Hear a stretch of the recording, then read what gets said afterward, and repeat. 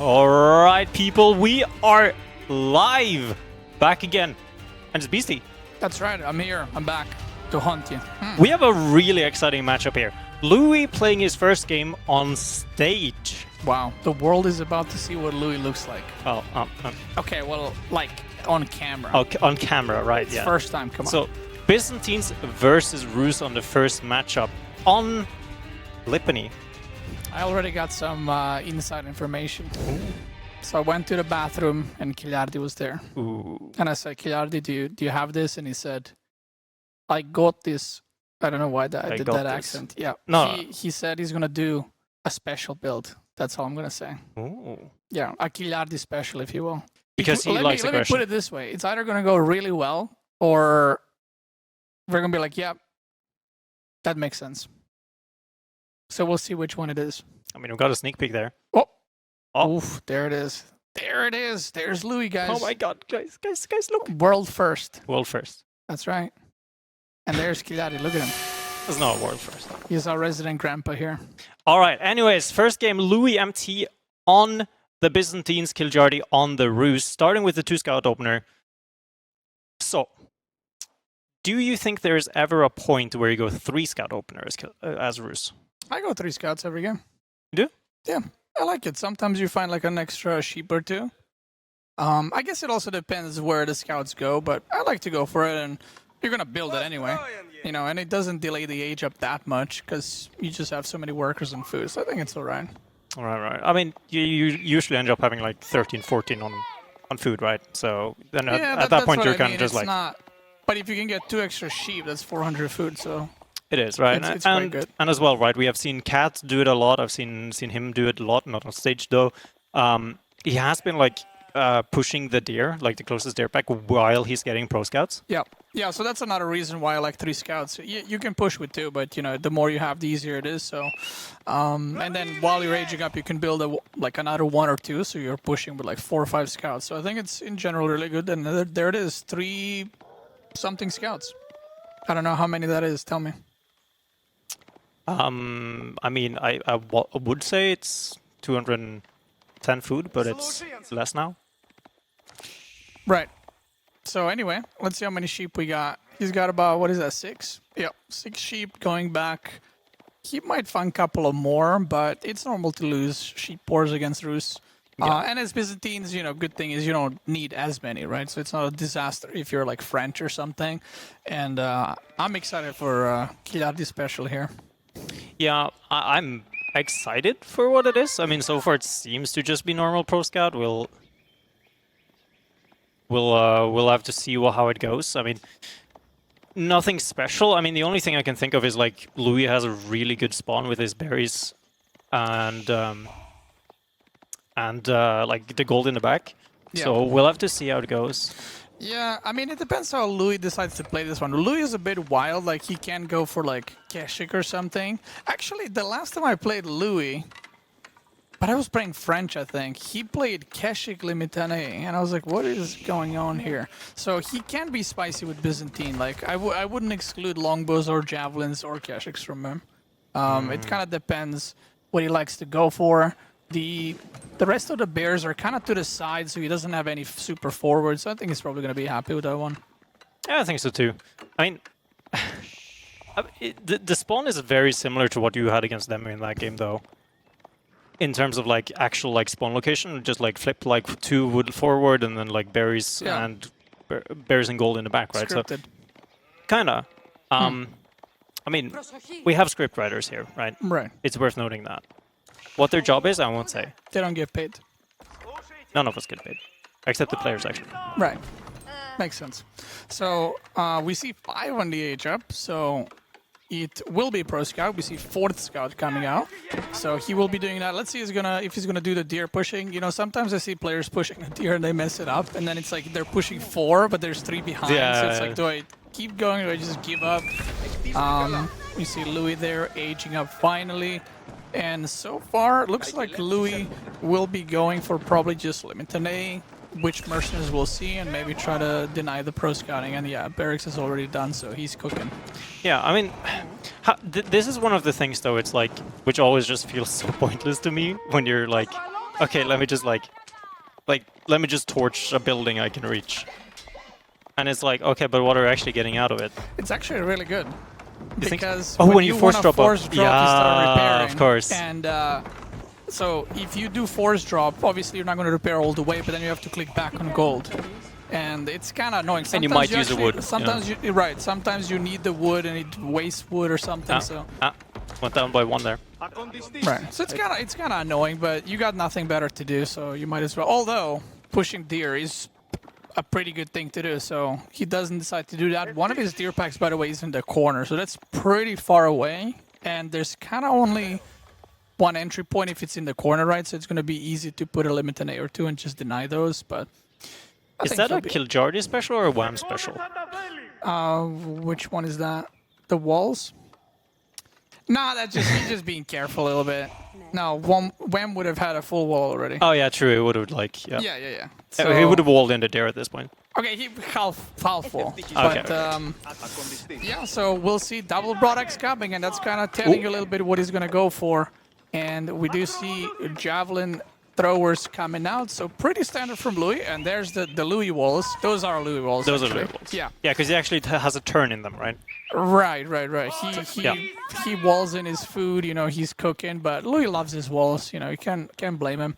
So yeah, pro scouting is coming, and I'll just give you a little hint. Actually, I'm just gonna tell you the whole plan. There's gonna be a lot of archers. Ooh. That's his plan, and I was like, okay, all yeah. right. So, funnily enough, his friend, actually Doomsy, in the King of the North qualifier, he won one of his games by making, I think at one point he had 75 archers.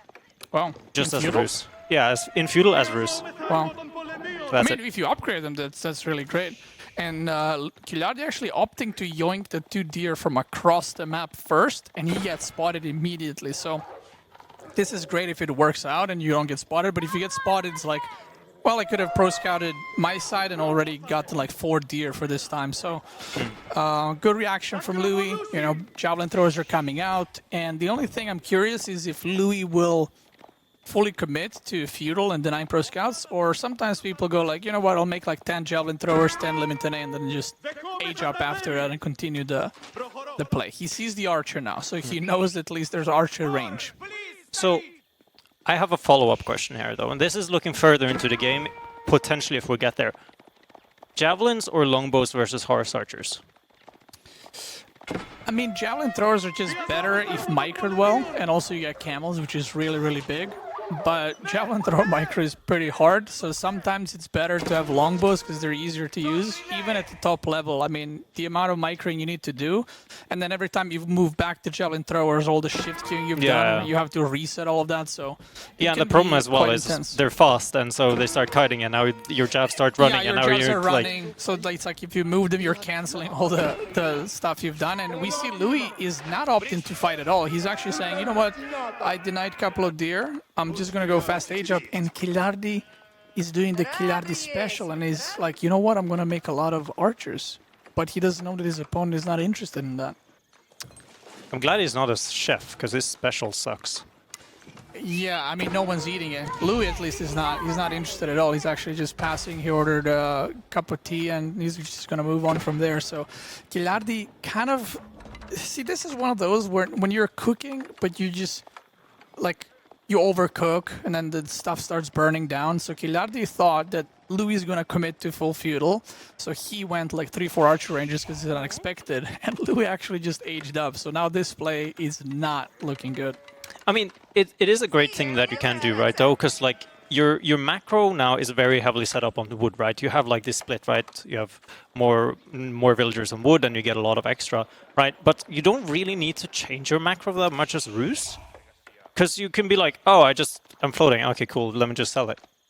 And then we have gold. And I was like, yeah, look, like he just sold a bunch of wood and he moved back to food, and now he has gold again. There's a reason we banned this hit. Yeah. So, well, clearly not, because... Well, you know, some people do, some don't, I guess. But now he just put all the workers on food, so he realizes what's going on. He realizes, oh wait, there's no units on the map. He's not trying to prevent me from doing pro scouting, so he is rushing to the age up. And obviously with deer, that's going to be pretty quick. But as Rus, you do not want to be aging up second. Like, that is not your ideal situation. You're the one that's supposed to be aging up first and going for high tier units. So right, you get those knights, get those horse archers. They're pretty quick, right? It's really nice to get those horse archers out real quick. And remember, you have warrior monks as well. So, you know, being a little bit behind and giving about, I want to say like a minute, maybe even a free relic in quotation marks in terms of time over to Loue. It's pretty, I mean, kind of sucks. And he's actually going for 2 of them. So he really wants to use that castle advantage that he has for a little bit now and actually use that to soak up the relics before there's a lot of units for Kiljardi to actually be able to contest them. yeah, so Loue did see archers, but I wonder if he knows how many archers, because he might be confused, like why am I aged up and why is he not aged up? So he might be like a little bit confused, like the timings are off. And then we see the Kiljardi run by, the Kiljardi special. This is the dessert, actually. I mean, what I'm seeing right now is like, okay, this is like perfect, right? You see a bunch of army there, and it's going to be like, okay, cool. Let me just throw away my archers. I won't probably need them anyways. Let me just get a little bit of an equal lead here. And you can see that, right? Being able to pick up one after another here should be able to get at least 2 villager kills. Nah. What? Wheelbarrow. Oh, yeah, OP. yeah, he's running into the TC a little bit. I mean, this is very annoying. It's like when you age up, you need gold. So the fact that he can't mine it is just super, super annoying for him. And he's got a lot of food. And he's still got 23 on food. So he actually needs to do something with the economy. And I'm not sure what he goes. He goes into knights from here. There is no crossbows. There's very low amount of limitae, so that's a good choice. But he needs to actually deny or take the relics even better. Yeah. I mean, we'll have to see here as well how it goes, right? Being able to actually at least, you know, you're throwing away these archers, you're kind of done with them anyways. But getting this amount of idle time is actually really, really nice as well. Yes, you're throwing away, but he did at least get 2 villager kills, cost a lot of idle time, spotted the Varangians as well, so he should know that... In my head right now, Kiljardi should just go Knights crossbow. Yeah, I mean, he's 3 villagers ahead, so that's pretty nice, but there's 3 relics on the back now for Loue, and that is extremely painful, because as Rus, you're the one that usually gets, like, I would say a minimum of 3, sometimes even all 5. He's gonna run into one of the monks that's here, my but... Oh, across okay. Oh, actually, nice pinch there, really, really pull nice. The boar, pull the boar. Do it. Do it. Aye. Wow. I'm disappointed. So yeah, at least, I mean, that's maybe 3 for Kiljardi, still on the table, right? Hello? Sir. Ah, he's spotted. And okay. Loue, again, you know, he loves his walls. He's going for another layer over here. I think he was walling earlier, and either this wolf got the No, kill. he had it all the way back. But yeah, so here's the thing for me as well, right? Like, this is bigger questions, like, is it actually worth sending 3 vills out there? He has textiles, so he's not going to lose them, but the idle time, right? And I don't know how many dares is actually left there, but I'm expecting it to be only maybe like 3 or 4. So, okay, sure, you can always just move back out to them, but the idle time you're using here to get that is just like too big for me to almost justify it. But you can look at this, like Loue is even pushing some further walls all the way into the middle as well. Yeah, and we see that the pro scouting, I mean, he did get deer, but he actually didn't finish pro scouting his side either. So, you know, in this situation, I would say you're probably supposed to get like 21. Like maybe opponent can deny 7 by doing a wall or something, but I think Loue probably denied like 11 or 12, which is quite a big deal in any matchup. So, okay, so we do see Kiljardi now going into nice horse archers here, coughing a little bit on screen. This feels kind of nice. It feels pretty okay, like the Limitania mass for Loue isn't there. So going full cavalry right now, pretty good all things considered, but the Javelin mass is the thing I'm kind of worried about, especially when it comes to the horse archers. Yeah, I'm a bit surprised that Loue went that far out. I don't know where his scout is exactly, but it seems like Kiljardi was just sitting with... Yep, there. Well, okay. Castle curse. He was sitting in his base with the knights, and Loue just had javelins out on the map, and losing that many javelins is really, really bad, because you cannot just mass them at this point in the game. You can mass them later on, but right now it's a little bit harder to get those in. And we see right now Louis' two town centers. The problem is he has no farm transition, and the berries that are available to him are right from his base that is super, super open. So he might have food issues very, very soon, and that also means no more mercenaries. Yeah, I mean, usually you also have like a berry patch like Kiljardi does, right? Which is like at least somewhat in the back, but like everything from Loue is just forward. I mean, I think he's already eaten one of them at least, but right now the mobility that Kiljardi has, right? And I think Kiljardi knows and at least has a feeling of the 2TC. It looks like he's going up to 2TC himself as well, shortly. And we actually do know that Loue did mine a little bit stone, so he didn't use his passive stone regeneration for that, but right now, it's actually really hard for Kiljardi to properly hit Louis' eco, because normally at this point you'd be like, okay, yeah, let me just hit his farms, and it's like, you mean singular farm. It's one of those things, it's like, oh, it can't attack anything, but it's at the same time, it's like, oh, he has no farms. What I'm surprised about is Loue is just, does he have archer ranges? I mean, he just saw like 20 knights there. And yeah, there's just no archer range at all. And this is a very dangerous game he's playing, because this amount of knights you cannot deal with just Limitane, because if they fight on a choke, the knights are going to be a lot better. And these are very, very big numbers. 90 knights. I mean, even if he has 20 Limitane, that is not enough. And he has 6. Yeah, at this point in the game, you need spear crossbow. Like, you need that spear crossbow comp. And it was one of the things I actually talked with Valdemar about last game, when I think it was Kiljardi who was playing versus Cat, the Delic game. It's like, okay, at this point in the game, you kind of just go spearmen, crossbow, and javelins. It's a pretty okay comp, all things considered. Yeah, I mean, it works against anything. You know, it stops the night charge, and we see some farms. Now, one thing that I do know in this situation, whenever Loue feels he's behind... you're not getting that quick wall, buddy. A bit too late. Whenever he feels he's a little bit behind as Biz, he loves to throw down, like, crazy amount of towers and just upgrade them immediately, because the Byzantine ones are very hard to deal with and take proper engagements in. So we'll see if he's going to decide to do that. Cistern only level 2. Yeah, and these Mangonel towers, like, even though like you might have like a full surround of melee units, it's still that AoE damage that hits everyone, right? Because you clump so much. The only like maybe good melee unit to actually burn them is like maybe Abbasid failing Spearman. Yeah, I mean, it's annoying because when you fight and the Byzantine player like drags you through the towers, because you don't know how many there are, and sometimes they make them like 5 in their base, and as you're getting kited, you kill one and you go for engage, and there's like another one and another one, so you just end up bleeding units. We see Loue got some breathing space. Kiljardi triple sacred side, so that is ticking. He added a second TC, so he's playing really well, to be fair. And you know, it's one of those things. It's a mix of, I think Kiljardi is now slowly coming back, playing really well. Maybe Loue nerves getting to him a little bit. First time on stage. First time on stage. First time having a camera in his face while playing. That's right. We've only seen a picture of him. He's like one of those extinct animals that you've never seen on camera, just a picture. We don't know if it's real, what's going on. But one thing I have to commend Loue, though, again, especially with all these knights roaming around, he's found some really nice spots to actually wall and close off the map when he can. So, like, Kiljardi himself, and you know this, like, he's old, he doesn't like multitasking. It's why he likes He's very old. He likes to play versus Demu, because Demu doesn't multitask. Because he's old. But Kiljardi is older. Yeah, Kiljardi actually yesterday, he got up and threw out his back. Oh. Yeah, so makes sense. He's at that point, and you know, he had to sit on a chair for 30 minutes, and he complained about that his back now hurts and his leg hurts, so we might have like a 2-hour break after this game for him to like get some cream on his hands or something. We'll see. I don't know.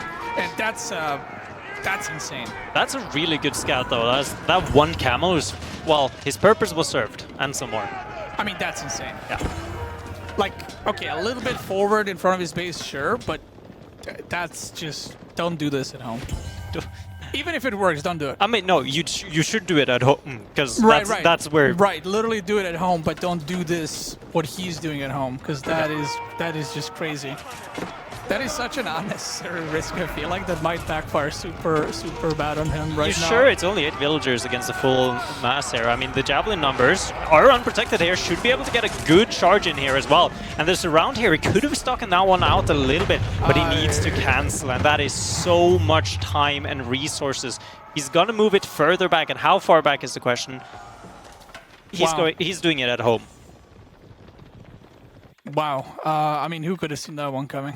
Not Kiljardi. Not I can Kiljardi. tell you that. So, yeah, that is bad news because not only you got cancelled, but now you basically gave your opponent information. Oh, I actually don't have units. Yeah, You've just seen my whole army, so feel free to push. And you can see Loue immediately pushing on the right, pushing through the middle. He's decapitating sacred sites. And Kiljardi went from a really good spot to... He really wanted to age up quickly, but by doing that, he gave up basically all the lead he just had. It depends a little bit though, right? Because like the mobility of Kiljardi's army right now, and you can see it, Loue is panicking. Like he's selected all villagers almost to just build this wall, and he should be able to get it up as well, right? Buying time with those few Levitani, those few units, just buying time, making sure that that wall comes up. And if he's able to sneak in here as well, the problem is you might be... Okay, that's... Okay, sure enough. Game. Whatever. But the problem with getting in here is actually you're going to be locking yourself in and effectively throwing away your entire army. What I would like to see from Kiljardi right now, 3 mangonels. Yeah, so the problem is Loue has a pretty decent farm transition. I wouldn't say he's done, and I think Kiljardi aged up too quickly. Like he doesn't have the... If you look at his eco, it's 500 food per minute. He doesn't have the eco to support Imperial upgrades. Like he might get this elite knight upgrade, but is there going to be knights remaining? Yeah. Please don't tell me that's a full wall. No. Okay, that's good. He's just going to be able to come through. Yeah, but... I mean, it's still a lot of units down the drain, right? I mean, I think he's trying to hope that he gets time to actually get his elite upgrade and actually get a little bit of a better trade than he would have had otherwise. But honestly, like you're... my eyes. Yeah, look, I'm trying to puff some copium here. Okay, maybe one will come out. Maybe one will go out live. Well, that was... I mean, his elite upgrade finished for 6 knights. So that's... See, the ones I told you, it's like... Yeah. Well, it's more like 4 knights if you look at HP. But, you know, Louis got to be careful about those knights. Because if they go... Oh my god, see, that's why we call him wall MT. Look at that. Look at that map. If you enter the base, I guarantee you don't know your way out. I guarantee you Loue doesn't know the way out of there. Loue Mace T? No. I don't know about that. Yeah. Skip. So yeah, look at those walls.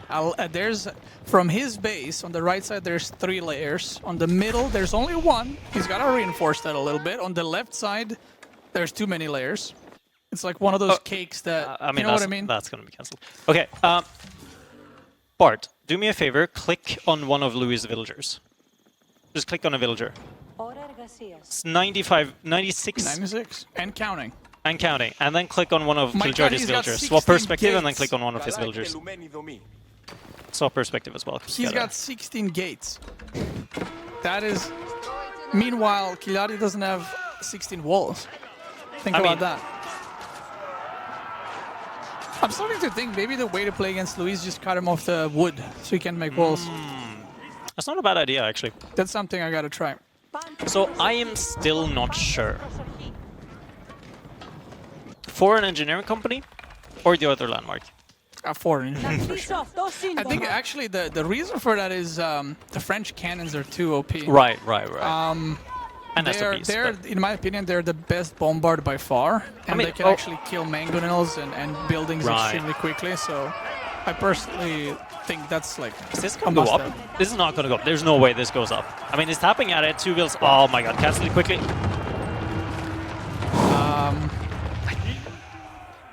I feel like a good adjustment for him next game is to put buildings near his base. It's a good start. I think that would do quite a bit better. And I think if you're in Kiljardi's shoes, in all seriousness, if you play this game, you know this went really well. Yeah. Until it didn't. Yeah. Actually, you know it went bad, and then you kind of came back with the knights. Yeah. And then you just kind of, yeah. I mean, 1, you threw away your knights, and then 2, your age up placements. I don't think his timing was necessarily that bad because Loue was cut off from information. Yeah, I think it's just the landmark positioning, you know, and yeah, there was no need for that, right? Like maybe he wanted to end the game or like push his advantage, but it was a little bit out there, and maybe if he wasn't seen, he would be able to kind of transition out of that. And we see 2 camels coming to assist. Yeah, couple and- more. So, okay, future steps for Kiljardi though, if there is going to be a comeback. Like, looking at Louis' army as of right now, I feel like just pure melee from Kiljardi almost feels like the answer. Just Yeah, pure spearmen. I mean, again, Loue never went for crossbows. Right, yeah. And I feel like even with the Mass Knight Horse Archer, I think the comp would have done really well. But the problem is that he went for the age up, stopped making units for a while, and he just had less units, which is kind of the biggest deal and all that. But going for Mass Knights, if the opponent is going Mass Limited A and you got some Horse Archers or crossbows, can still work pretty well. I mean, he's going to try to hold on here. He's got some farms going on, which is pretty nice, but Loue does as well. And, you know, he's age 4, he's getting his upgrades. In the end, by the way, I just realized this, he got 5 relics. Actually did end up having that. And 3 of them is inside of the Grand Winery as well. So his oil income right now is through the roof. Should be able to like honestly, you should. I think at this point you should almost have 100% uptime on creating and making bombards out of the Grand Winery. Yeah, I mean, you gotta do something crazy. You can't just be like, I'll just make knights and Streltsy. Like, you need like 7 mangonels like he does have, and you gotta be like, you know what, just run into them, and maybe if I kill his army twice like that, it's a way to come back, but you can't really do it with normal units. I think at this point, even like run-bys, you would need to kill absurd amount of villagers for that to actually work. So yeah, I mean, he's doing the right thing at this point. He's making a lot of mangonels. Can we check if he got the upgrade for the mangonels? Because if he did that, then he might have a decent fighting chance in the Siege next Workshop. one. So he did not get the Or high armory Siege one. Workshop. Can we check the Siege Workshop one? No, he did not get it yet. And that is a massive upgrade. Like, that makes mangonels actually really good in Imperial. Yeah. Now a little bit problematic as well. It's going to be revealing his hand a little bit. The main problem for me is what's going to be tanking? What's going to be the front line for these mangonels? He's making them his 2TC. It's been that for quite a while now. Still down in eco, but as you can see right here, there's like 5 knights fighting there, and there's nothing else protecting the mangonels. Doesn't even have the upgrade, doesn't have the university upgrade, doesn't have the unpacking upgrade. There's just basically pure Castle Age man-at-arms. Like, yeah, it should be able to clean this up, but right now, this is playing a really big part. Loue, right now, with all this food, you see him immediately, he's just like, okay, let me make some more camels, let me just chill, because he can pretty much almost kinda just go into Limitane horsemen at this point. He has the cannons to be able to take down these keeps, and as of right now, this is just a slow bleed from Kiljardi, just trying to see if he can make anything to actually get out of this pinch he's in, but I don't really think that's doable. I mean, he might try to, you know, tire his opponent out. Maybe he's trying to stay in the game. Although he is the grandpa, so I don't know if that's going to work in his favor. But the cannons at the front are going to be really hard to deal with because he can just slowly siege him. Like, he doesn't even need to push, and he has 3 sacred sites, 4 minutes and 35. So it's not like Loue needs to push. He can just kind of chill from this point on. And Kiljardi is actually the one who needs to do something because of the sacred site timer. And we see the mangonel count increasing, but like you said, when eventually melee units charge, how are you gonna defend them? Yeah, I mean, Streltsy do kinda okay. Yeah, if you have enough of them. If you have enough of them, like, honestly. But yeah, like, this is just such a big problem. I feel like just that keep could have just been a wall. Oof, he needs another 20 of those. So we see Loue is not spending his resources. Okay, he had about 2k food there for a second. Oh yeah, he's going to do a mass switch, and that's actually a pretty good choice because they cannot be blocked, so they can just charge on top of the mangonels and just kind of butcher them really fast.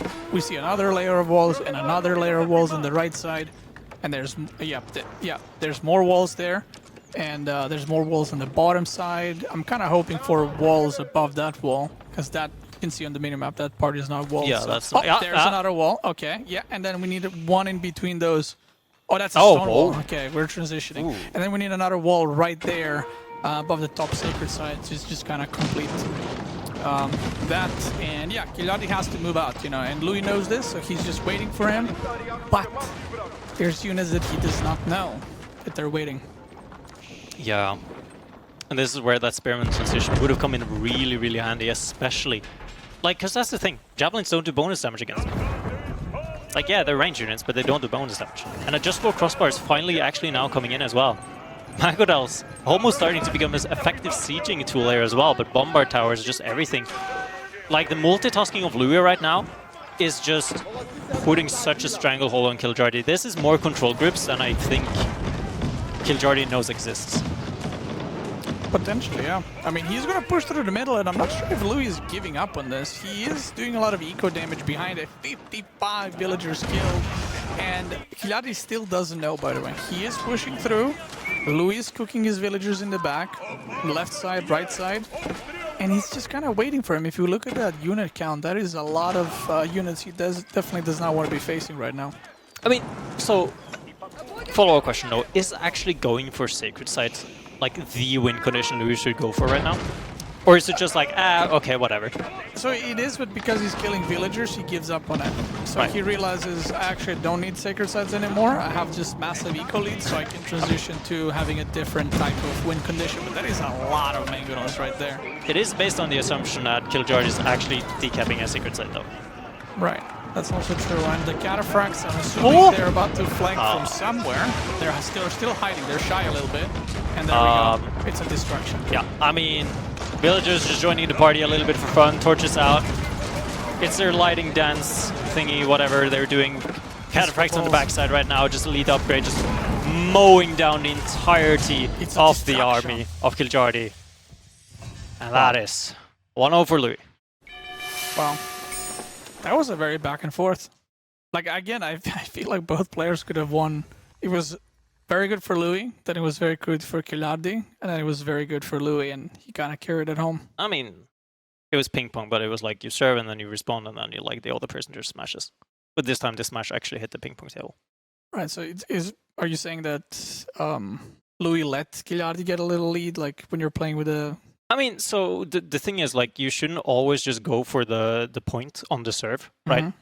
But like when like the opponent just like gives you a really nice ball, like he flips it over so it goes in a really nice bow, and then you just like you have to smash it. And like this was one of the times where that smash going down actually hit really well. He actually hit it. And then he gave the same to Kiljardi, and Kiljardi just like his racket fell out of his hand and hit the opponent in the head. I mean, it's old, so maybe he has like arthritis or something, so he can't really hold. Or maybe he just kind of fell like he was holding the racket. No, because he was sitting. I mean, he's obviously already in a wheelchair playing ping pong. Right. We used to do that in high school. Like we would have like rolling chairs like this, and you would play 2 versus 2, but one person's job was just rolling around the cart. You guys are weird. Yeah. I mean, for a while we also played with our hands. We had ping pong tables, but we didn't have rackets, so we were playing with our hands. That's sad. That's so sad. Public school, by the way. Yeah. So next game is going to be on the question mark, and we have question mark versus question mark now. Who's favored? I think the exclamation mark is. Wow. And we see HRE versus Mongo. So, normally I wouldn't ask this question because there's because there's a coin flip of Mongols having their TC, like their TC covering the Uvu. But on Gorge, the chance of that I feel like is so slim. Does HRE actually go for a spearman opening here? HRE can do like anything here. You think so? Like they get like you're just like you're tower rushing with your prelate, a villager, and 3 spearmen. And it's probably really good. It's probably really good. It's probably really good. Yeah, this is so. I was looking at the civs that they got. So why did Kiljardi pick Mongol here? I think he was trying to get Malian versus Mongol. That's the only matchup I could think, because the rest of the matchups would be Ottoman. JD is very good against Mongol. Yeah. And I don't think he wants to play against JD. Don't think he wants to play against Ottoman. He definitely didn't want to play against HRE. So the only civ that he perhaps could have gotten was to play against Malian. And, well, he did not get that. And that was I think, big leap of faith to take. And now he gets a matchup that is really, really rough. But I'm not sure what he's going to go for, actually, because tower rushing against HRE doesn't usually work too well, because if the HRE goes for spearmen, then they move faster, and, well, that's pretty good. So like, there's also the other thing as well, right? Which is just like, just chilling, just vabbing, and kind of just doing nothing, right? Yeah, I mean, if it was a different map, you can go like fast age up trade, right? But On this map, trading is really rough. So again, I'm not sure what his plan is going to be. And actually, with Loue, you know, he doesn't do that. He actually goes for a fast age up, so no spearmen at all. He will just be aging up as fast as possible. And on the other side, we do see spearmen coming. But, you know, it's Gorge. Like, he goes across the map. Okay, you deny gold, so no pro scouts. And then Loue can just put a chapel on woodline and make like 10 farms. Yeah, and you're kind of just like, oh, It's well. like, yeah, that yeah, it didn't really do much. And the woodline is safe, right, on Gorge, so the chapel is usually really good for HRE on this map as well. So I think Kiljardi has to come up with something wild, and we saw he was wild in the last game, right, with those archers. That didn't work out, but came back to some other stuff, and we'll see what he decides to do in this one. So, going back a little bit to the draft, though, while we just have like a normal... Your average tower rush coming in here. I feel like this early in the draft, playing Mali on Gorge just is such a bait. Because I feel like Mali on Gorge to begin with is not that great of a civ. Yeah, the thing about civ drafting in tournaments, if you pick a civ wherever it makes sense, you will get completely countered. Oh yeah, 100%. So you kind of have to spice it up, and sometimes playing a civ on its bad map is actually a very good move. And sometimes, you know, when you put your opponent in a position where it's like, if you're leading, for example, when I played against Demo, right? When I was leading, I would never pick Mongol on Lipany. I only picked it because I knew there's a very high chance he will pick Byzantine. Yeah, I mean, because it's a do or die situation, so you need to pick. So you need to pick your best civ. Right, but sometimes in this early series, you know, some players take the risky route where it's like, well, I'm gonna pick this, and I hope I don't get a bad matchup. And some players like to go, you know what, this makes the most sense, so I'm gonna kind of go with that. And you have to read into the players a little bit. And I would say Kiljardi is one of the wilder ones. You know, like, you'll think he'll pick this, and then he'll be like, because you think that, I'm going to pick something fourth that, you know. I mean, sometimes you get these matchups, but sometimes you get a matchup you want. It's the age-old wisdom he has, right? He's old. He's wise.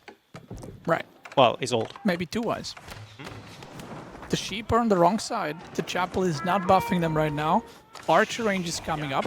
Now, the interesting part is, HRE does pro scouting, right? But on this map, and I feel like in this situation, you can't just skip and just go mass farms here. You're already behind on pro scouts, and I feel like because Gorge is so kind of clumped up in the back, you can just add 10 farms and just kind of play the game on from there. You see the tower finishing, so that gold will be unavailable for a while. Yeah, and that's also a thing, right? It's like, again, why I think Mali is so bad. It's like, let me move out. And it's like, oh, right, yeah, so my options is literally on the other side of the map and also on the other side of the map. Yeah, so this is one of those things where this is map specific. Like, if this was other maps, sometimes the gold is like just behind the stone in Louis' base, you know, and you just go there and it's like, okay, why did you do that in the first place? But yeah, like you said, it's pretty far out. I mean, all the other gold, so Kiljardi is blocking the gold. So he can opt for a strategy where he just blocks all the other golds and tries to keep him with no upgrades, no eco upgrades or anything like that. But one of the most effective ways to deal with Mongol is to actually just mass any units and just go directly towards their gold or towards their Uvu and basically block their gold too. So it kind of becomes a weird game of both players cannot get gold at all. And it's really great, right? Again, right? If you actually want to go for that play, Gorge is perfect for this, right? Yep. Like, I don't know, like 20 minutes in game, you still have like your wood line being covered by Aachen almost. Yep. But that's I mean, already here we do see the pressure, right? The HRE archers moving quickly across the map, Kiljardi responding quite nicely. Erkeshik's coming out as well. Hasn't upgraded the spearman that's in there just yet, and well, he did get bounty for that. He did get bounty. Yeah, or pillage thing. Pillage? Whatever it's called. I don't know what it's called. But he did get it, and now he's going to emergency repair it back up, so he might get it again in the future. But if you look at the unit count, this is kind of why this matchup is so rough for Mongol. Every civ can do this counterattack, but HRE, because of the chapel, can mass so many units. Kiljardi has 2 Keshiks, and he's fighting 8 archers, 2 spearmen.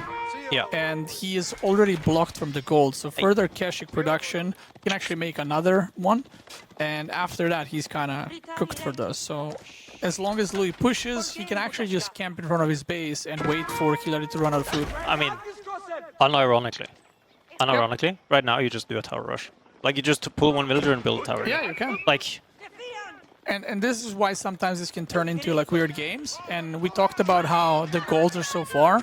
Well, if your opponent is sitting in their own base, that goal is not really far because there's no risk anymore to it. You know, you can just go there. It's not like he's going to counterattack. Oh, I can't believe that happened. Goes down there, loses a sheep, and yeah, so we'll see what next choice Loue does. He's just full producing units right now. He's probably going to ignore the tower, and I'm assuming he's going to go for that top gold eventually, get some upgrades in there. Now, Kiljardi is going for Mass Archer, but he's fighting not against Loue, he's fighting against Loue and the Chapel. Yeah, and right now, the name of the game is like who can mass units faster, and the person that has an inspired eco kind of just one guy wins. has double units from the other, you know, so guess who has the better eco, right? We'll try to see if we can get a little bit of idle time, maybe a villager pick here, if he's quick enough on this draw. Should be able to actually get one. Nice pinch there, gets one villager, and so just a little bit as well. One thing though, sheep is slowly but surely running out for Loue. But Barry's still going to be inspired. Yeah, gets a little bit too confident there, and we see, I think those 5 villagers are going to go to get that gold finally at the top side of the map. Like, again, he has full map control. Ooh, that's just... Okay, he can actually get boar. This is actually a sick position, because he can plop down like 2 or 3 towers and just get boar, deer, and gold. So it's like a... Oh, that looks like a boar play, actually. So that's a very nice tower. That tower is going to have like longevity through the next probably 20 minutes, getting resources here. Oh, those Keshiks arrive right on time, actually. Right on time. It's going to kill one vill. I mean, this is great timing. I highly doubt that a lot of villagers will actually survive this. Should pull the boar, be actually able to get this one, but the micro here pulling one villager away. Should go down here, jump back in, right? And there's 2 villagers down, so 3 villagers dead for Kiljardi here, but this does mean that this tower should go down. Yeah, very nice play from Kiljardi, getting those villagers, and now the awkward part is those 3 villagers cannot go for the boar, because they will actually just die to the boar, so he's gonna just opt to go for gold, and yeah, those Keshiks, if they just idle like that back and forth, it's going to be super, super annoying. So Louis down 3 villagers and another 3 that are just idling right now. He keeps going back and forth. And very nice play from Kiljardi. Back in his base, 24 archers. Yeah, and we do see actually a move out here as well onto the dare, right? And honestly, this is weird to say. A move out on the dare. Well, yeah. What year is it? What year is it? So we see a lot of archers. And one thing is, sometimes you misread these games. You know, Loue might be like, okay, now I counter push again, right? But he has more archers right now. And basically a couple of volleys from these archers will eliminate the spearmen, and then the Keshiks are back in play, and it can get very, very dicey for Loue very, very quickly. So again, same thing as last game. Bad start from Kiljardi, right? Not looking good. Then comes back, looking good right now. But let's see where the game takes us after this. Let us see, indeed. I mean, the Con Hunter is standing in the back here, allowing Kiljardi to actually be kiting at least HRE archers quite effectively here. Those spearmen going to be tanking a little bit on the front line here. Keshik number, though, basically non-existent. Well, now it is non-existent. As archers and everything just kind of standing still there. The movement speed from the HRE is superior, though, however.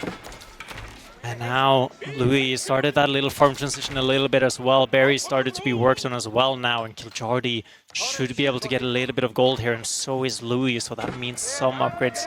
Now, which one do you prioritize? Do you go for eco upgrade? Do you try to see if a little bit of a blacksmith +1 ranged armor, +1 ranged damage will have an effect here? What do you go for? I think because it's such a... Like, this game can end very quickly. You know, like one bad fight from one of the guys and it can end. As Kiljardi, I would 100% go for +1/+1 ranged armor and attack. I would actually love if you moved his deer stones forward, because you have more range, like you mentioned. You have the con arrow.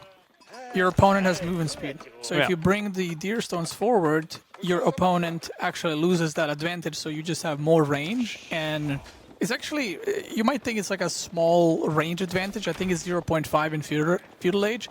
But if you just get your shot a bit faster than your opponent, you can actually rack up a lot of kills and end up having higher archer count. And if you look at the archers, that is not good. Loue has to make spearmen. And the interesting thing is, Kiljardi does not have to make Keshiks.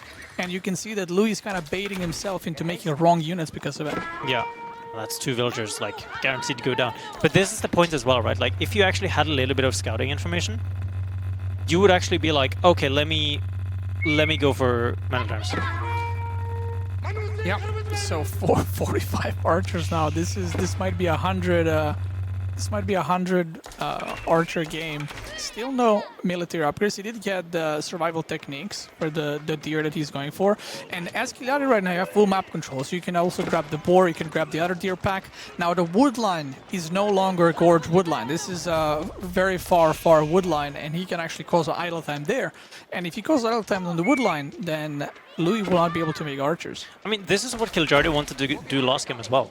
Like, we saw the start of it, but Loue responded appropriately. But now we actually do see a properly how this is supposed to go. And the con movement speed being used there, dive pass, costs a lot of idle time, pushing in completely off of it. Just find one villager, you have the con there with you. It's not that hard to see anything, but right now the TC is just firing so much right now. Now caught on the other side of the map, and trying to see if he can kite back. Wants to move a little bit further up into where a lot of those villagers are left out to dry, but should have the towers to do that. But right now the army numbers for Kiljardi is looking strong, but so much of it is split up. There's 2 armies right now for Kiljardi, and one of them is losing, one of them is not going to find a whole lot to do. Might find a little bit of villagers here, and maybe a little bit on the other side as well, but no, should not find anything. And this army from Kiljardi right now is just dead, because HRE is just going to be catching up. That con movement speed is not going to do too much. Kiljardi still is in a better position, but I'm getting a little bit of flashbacks from the last game. Like, I feel like he almost had double the archer count, and then he decided for this run-through, which costed him so many archers. He's still economically ahead, a lot of idle time. So, he's still ahead, he's still in a good spot. But he needs to kind of not throw the advantage and continue doing what he's doing. +1 and attack and armor is done for Loue, and Kiljardi is floating 700 gold. Yeah.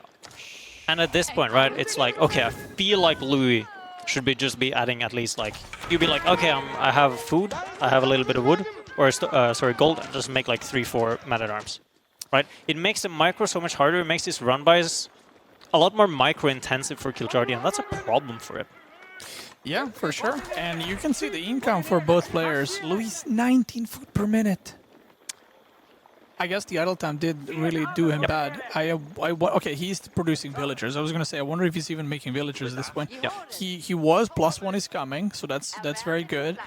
So Kiljardi has multiple options here. As Loue, you have to make units. You're in a bad spot, you will die if you stop making them. As Kiljardi, you can actually choose to, you know what, I'm just going to age up. And if you do end up aging up, you can have upgraded units. And now we see Kiljardi, look at him. Smart, he's going to go back into Keshik because he realizes there are no spearmen. Yeah. And there's a little bit of those mind games we talked about earlier, right? And needs to be careful here not to lose any villagers, right? He has an 8 villager lead right now, which is really, really strong right now. Could actually potentially be getting more here as well. Loue responding quickly on this one. Barely into vision, and immediately starts moving. Actually kind of all army hotkey back here a little bit, it seems like. Yeah, I mean, this is just so rough. No wheelbarrow as well. Like, Kiljardi is doing a really good job doing these run-bys. Now, if anyone is wondering why is Loue pushing, like, is he crazy? Why is he doing that? -1. Why is he doing that? So the reason he's pushing there, even though it looks like a crazy idea because he actually has less units, he doesn't know if his opponent is aging up. So if he sits back at home and Kiljardi ages up, gets the upgrades, he's dead. So you kind of have to see, like, is my opponent still making units? Is he aging up? What is he doing? So there also is another unknown as well, though. Is Kiljardi trading? True. Yeah, I mean, he has no idea, right? It's not the greatest map for it, but he could have had a couple of traders going and going for that boom. +1 range attack is about to complete, and that's going to put him at even stage. 6 Keshiks, 2 more coming, and there's only 3 spearmen. So Loue, when he did the push out, he did not see the Keshiks at all. So this is going to be a tear. Next fight is going to be very, very hard for Loue. And Kiljardi knows, I only got to push into the chapel. I can push into the wood line. He knows what his goal is, and Louis is going to have a very, very hard time defending this. And he just saw Keshix. I would expect he's going to queue up Spearman if he had any food in the bank. So Yeah, let's see. honestly- Let's see if Kiljardi is going to commit, or he's going to just poke around. What was that laughter? I don't, wasn't me. No, it was some unit. I'm just not sure which one. But yeah, so yeah, it must have been in horror game. movie They're like, type of laugh. Yeah, It's I like a don't- goblin. What the like? What the hell? But yeah, like one of the things right now is like Kiljardi, like the 3-1 prediction we were talking about, could start pretty damn well here as well, though. Main problem right now is like Loue is starting to box himself in just a little bit, like that wraparound, that drive-by that he wants to actually go for is quite hard to do. Look at the scout micro as well, like have to commend that, actually like microing his scout while this is going on to make sure that he has information is just absolutely insane.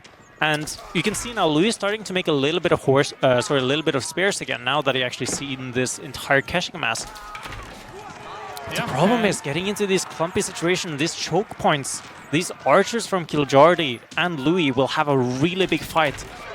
And these Keshiks, I don't know if they can actually properly get in on this, though. They are kind of just diving in here, though. But the archer numbers for Loue kind of just taking a lot of shots and not doing too much. And now his front line.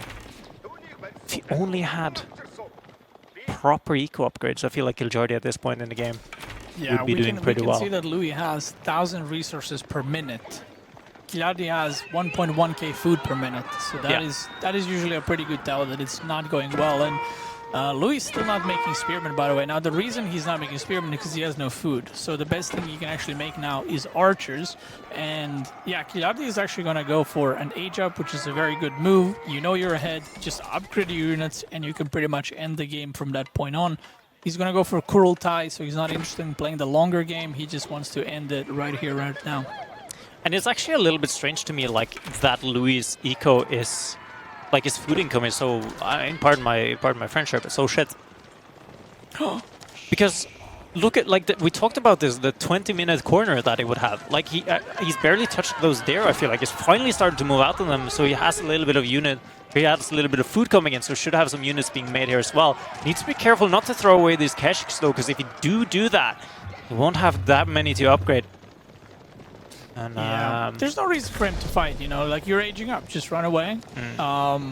Like, see, this is one of those moments where if you're HRE, you're like, oh, my opponent age up. Let me stop making units, just age up too.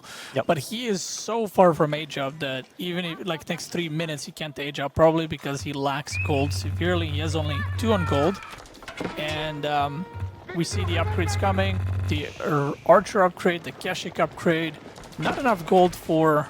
Yeah, there's a plus to ranged armor. So once again, Kiljardi started behind, came back. This time around, did not throw the lead, committed fully to the army, and is now getting further and further ahead, and potentially will end up finishing the game.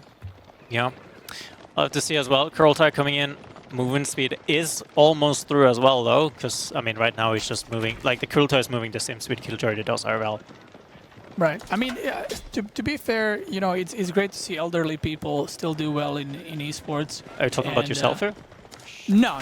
I mean, we're looking at this game. Okay. Right. Yeah, I'm so happy for him. I mean, he's showing that even at 52, he can, you know, compete with some of the younger players actually in Loue, and he is going to just charge in. The +2 is almost done. He is going to wait for it, it seems like. Kurultai is right there, and I think he's just going to I mean, that's not going to unpack in time, though. I barely actually think they need it, though. As the Keshiks start clashing, the archers are upgraded as well. I mean, I don't see any Khan Hunters in the area, but I don't think you exactly need it right now. As the Keshiks just starting, and the Kurultai has unpacked. I mean, this fight is going one way. It's not even going to go there, because Loue just taps out, and it's 1-1. My goat. My old goat. Look at him. He's like, that's right. Look at his face. That's the face of a killer right there. He's like, did I take my medicine? Yeah, I did. Never mind. Yeah, I did. Yeah. All right. So, kind of exciting, actually. I can't believe he won Mongol versus HRE. Yeah, I mean, it's wild. impressive, right? And I mean, I think it was maybe a little bit just due to the lack of aggressive aggression from Loue. It almost feels like. I mean, at that point he had doubled the units, if you remember. Yeah. And it all started downhill when the 4 spearmen killed a villager on the wood line. Yeah. He went back, and the moment he went back, because of those 4 spearmen, I guess, there was 2 caches at the top which killed 2 more villagers. And after that, I feel like it just all snowballed downhill for Loue. He was never able to move out on the map and actually do something. Kiljardi was on deer, and obviously having deer versus, well, no food gathering is going to be pretty good. So it's 1-1 right now. The next map is Basin. Here we go. So we got that going. Predictions for Civ Scout. Go. 3, 2. I think Mali... JD French, I think. JD French. Okay. Very different directions. What changed? Wow, okay. Oh, that's okay. We're both right. Okay, I'm actually happy we're both right. These guys are too wild for me. It's going to be... Do I bleak it? Wait. Ottoman versus Order of the Dragon. Order of the Dragon. Wow. Okay, I would never predict that. Yeah, no. I think my first was French JD. French then JD. Maybe I could see Mali being played there. Yeah. I mean, I can see OTD and Ayubid, but those would not be my first pick. So both players wild. And, you know, this is part of that thing that I always say. Did they pick this because they think it's good? Or were they like, was Loue looking at this and he went, well, he's going to pick French, so I'm going to pick Ottoman. One person is happy with draft, the other is not. Can we? Okay, I thought he fell asleep. He did not. He was kind of leaning onto the chair. I don't know what was happening there, but no, Loue is cold, blowing into his hands a little bit. You think he's not happy with the draft? Kiljardi? Yeah. He's got OTD versus Ottoman. I don't know if that's a... Have I ever seen that? Yeah, see, that's the thing. That's a weird matchup. That's a very weird matchup. These civs are usually not played on the same maps. All right. We'll have to see, though. I'm in Basin. This is a little bit of an updated version, by the way. So, fun fact, me and Avely, and mainly Avely, I should actually not be taking credit because I just joined the call and said that's good. He actually updated. Yeah, I didn't actually do anything. Yeah, Avely actually updated the map a little bit. All right, because like we didn't see Basin for a while. I was like, okay, we need land maps because else it would have been like Archipelago for Lake Nagari. Nobody likes that except me. So I thought, like, Basin, we haven't seen that in a while, right? Basin had a little bit of problems with sacred sites effectively being inside of your base. Yeah, it's like okay, it's in TC range. It's like great. That's actually the first thing I actually noticed on this spawn that sacred site is moved away. Yeah, and then if I remember correctly as well, Boar and this was actually my suggestion is that Boar and Gold should actually be together in the middle. And so basically they spawn at a very, very close line between the two players. So the big golds is now actually always inside of the right, and I noticed the trade is also moved. Yes, it's also moved. And one of the things that Avely was like a little bit worried about is like, okay, but maybe it's too close. And it's like, no, but your trade line is through the stealth forest. So it actually rewards a little bit of a scouting. Yeah. I mean, I like it. I think this is a better version. Like, the reason in the past that we had like quote-unquote problems with this map is because Delhi would be picked and it's like they just have permanent sacred site and you cannot do anything about it because it's in their base. And it's not like, oh, they get a sacred site 80 gold and it's like, no, they actually get way more. This is like, you for free give them 4 villagers effectively. Yeah, basically it's Delhi doesn't need to play on sacred sites. They have a sacred site already, and it's like they can't take the other 2 if they have the army. And we see Twin Minaret. Taking the other sacred site, like taking your opponent's sacred site is pretty hard. So Twin Minaret coming up, and we see Minework Palace coming out. Now, Twin Minaret usually does not say, I want to go fast castle. It is usually, let's fight in Feudal, let's see what's going on there.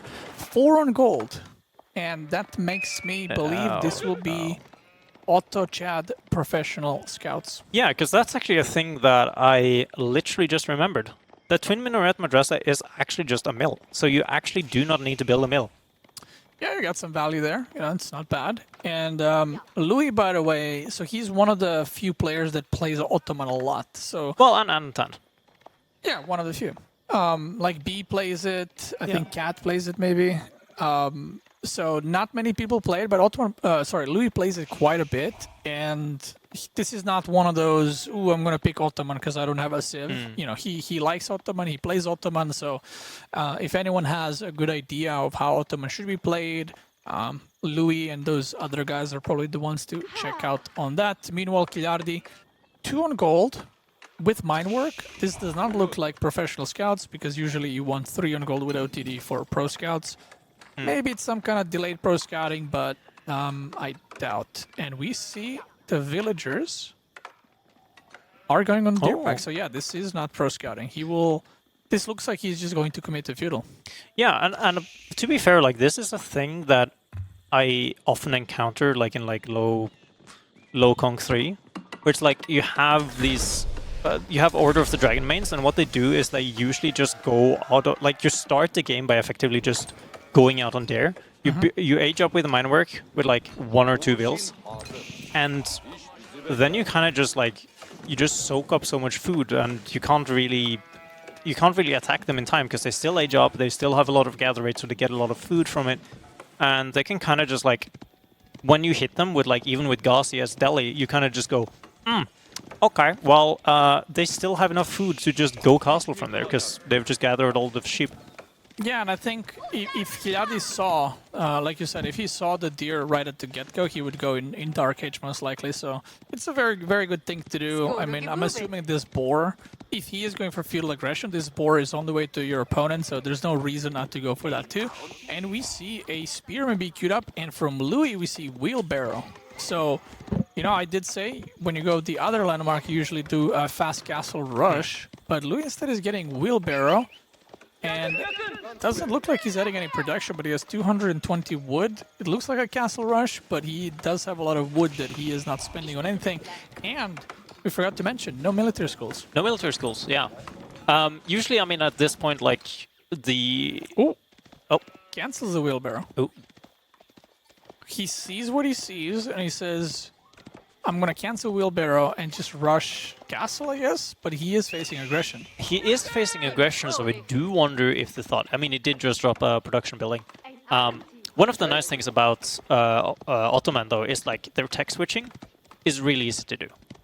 Yep. Right? You can just like, you'd be like, oh, like, crap, they're suddenly making men-at-arms, and they're just like, okay, let me just drop 3 archer ranges.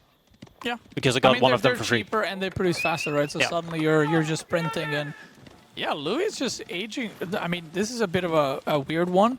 He is doing a fast castle rush with no military schools, no units, nothing, and I feel like Kiljardi is looking at this right now. He's probably clicking on the gold, and I don't know if he's gonna realize immediately. I mean, he sees no production. He has to know this is castle rush. I mean, with that tower going up, like. Yeah, I feel like that's about it, right? Like that is like the clear telltale sign of it going up, right? Honestly, right now, I think the good call for Kiljardi here that I would actually like to see is Ramtech. Perfect, thank you.